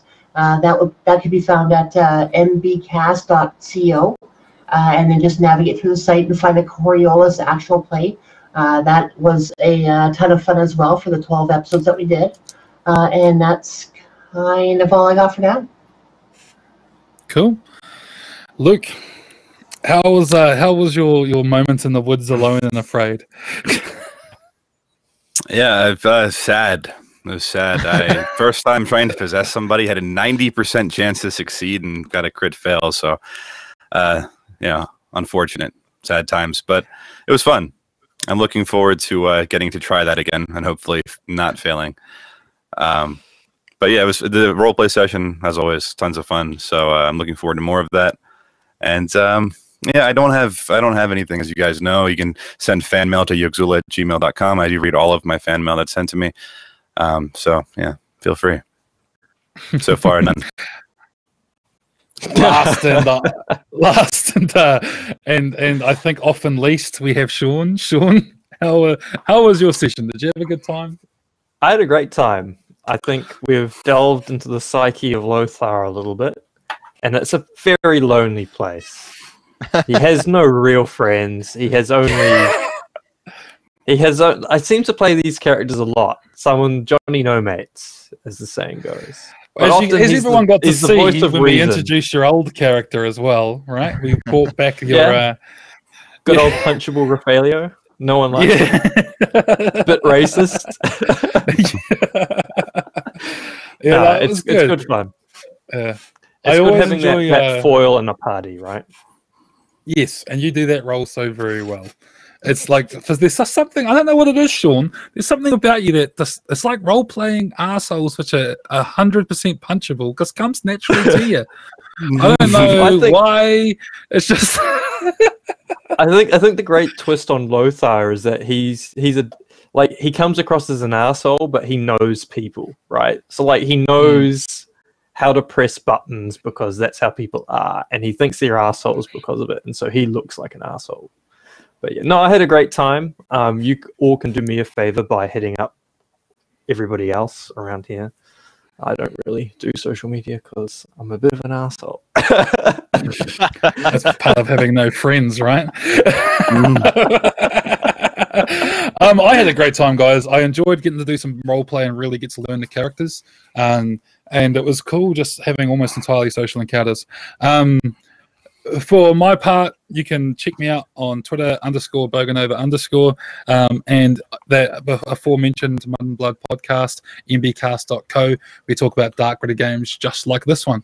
Otherwise, remember our sponsors, Fantasy Grounds, who we use for all of our roles tonight with all the lovely 20s that caused everyone a bit of grief. You can try it out for free at fantasygrounds.com. There's also Wayland Games, waylandgames.co.uk. Buy all the miniatures. Try and recreate our party for up to 20% off.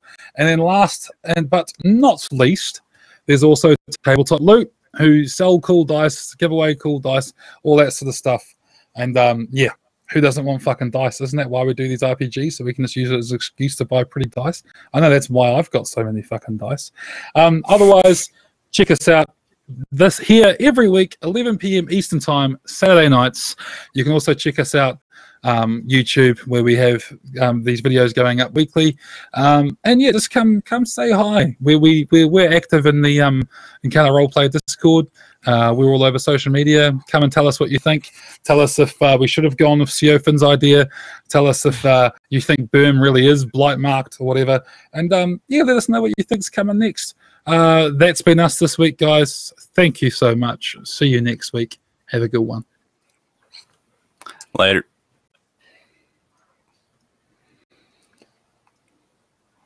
And I don't know who. Yeah, there's Will.